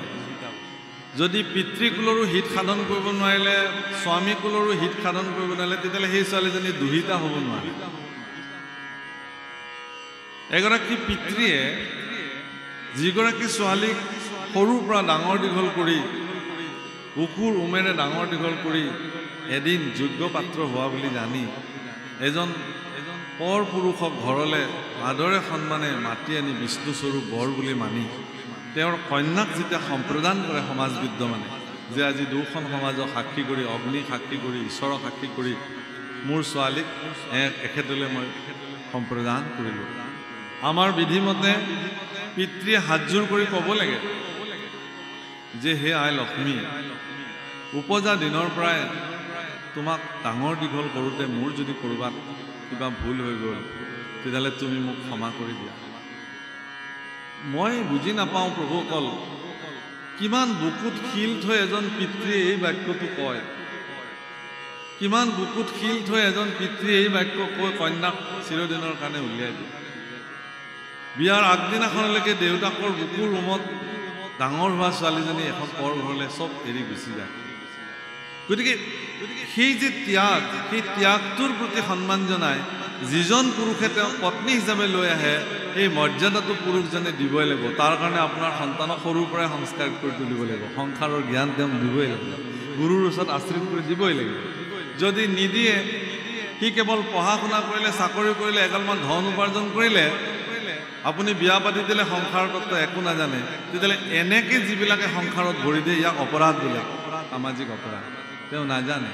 কেনেকৈ মৰ্যাদা দিব। গতিকে প্ৰভুসকল, সংহিতাৰ কথা মই কৈছিলোঁ, সেই সংহিতাত তেনেকুৱা অনেক উপায় আছে যিবিলাকৰ দ্বাৰা এখন সংসাৰ চলে। শাস্ত্ৰত এইবোৰ কথা উল্লেখ আছে। গুৰুস্থানীয় ব্যক্তিবিলাকে নিজৰ শিষ্যবিলাকক এই কথা প্ৰদান কৰে। গতিকে প্ৰভুসকল মায়াত আবদ্ধ হৈ কেৱল মায়াত মজি পেলাই ভগৱানৰ নাম নোলোৱাকৈ থকাৰ পৰিণাম এয়া। ধৰিও কুমাৰকালে ভাগৱত ধৰ্ম। শিশু অৱস্থাৰ পৰা আপোনাৰ সন্তানক একো নহয়, আপুনি যদি ছুইমিঙত দিব পাৰে, কাৰাটে কুমফুত দিব পাৰে, আৰ্টত দিব পাৰে, ডান্সত দিব পাৰে, এজন আধ্যাত্মিক গুৰুৰ ওচৰতো সম্প্ৰদান কৰি দিয়ক।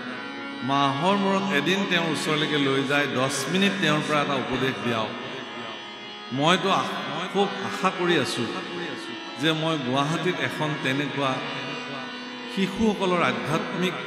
বিদ্যালয় এখন খুলিবৰ কাৰণে মোৰ খুব হেঁপাহ আছে, য'ত মাহৰ মূৰত এদিন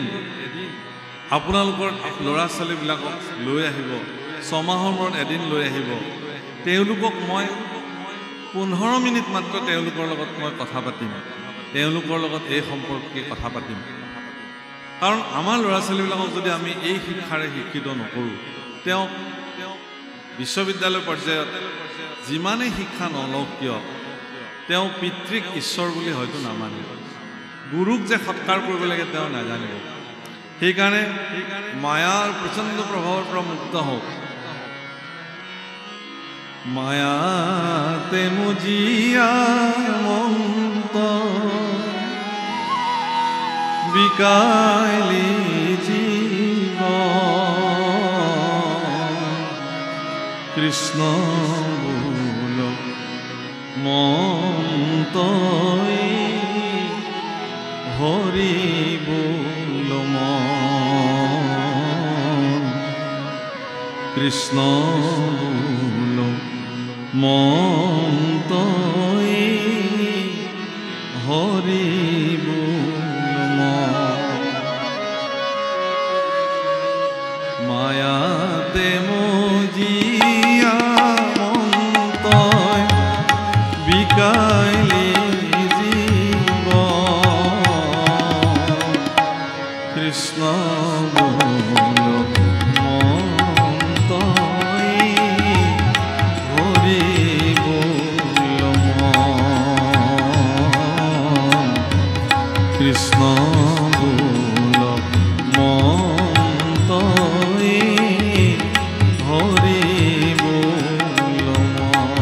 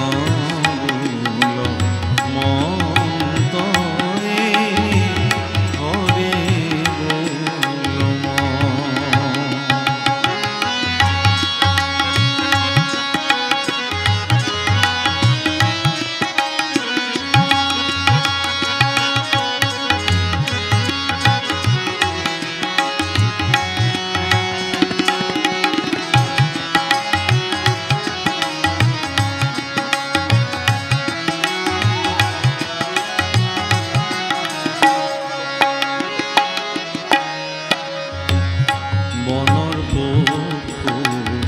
হনুমান সিও জপে ৰাম নাম বনৰ পশু হনুমান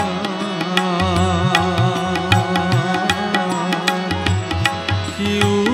জপে ৰাম নাম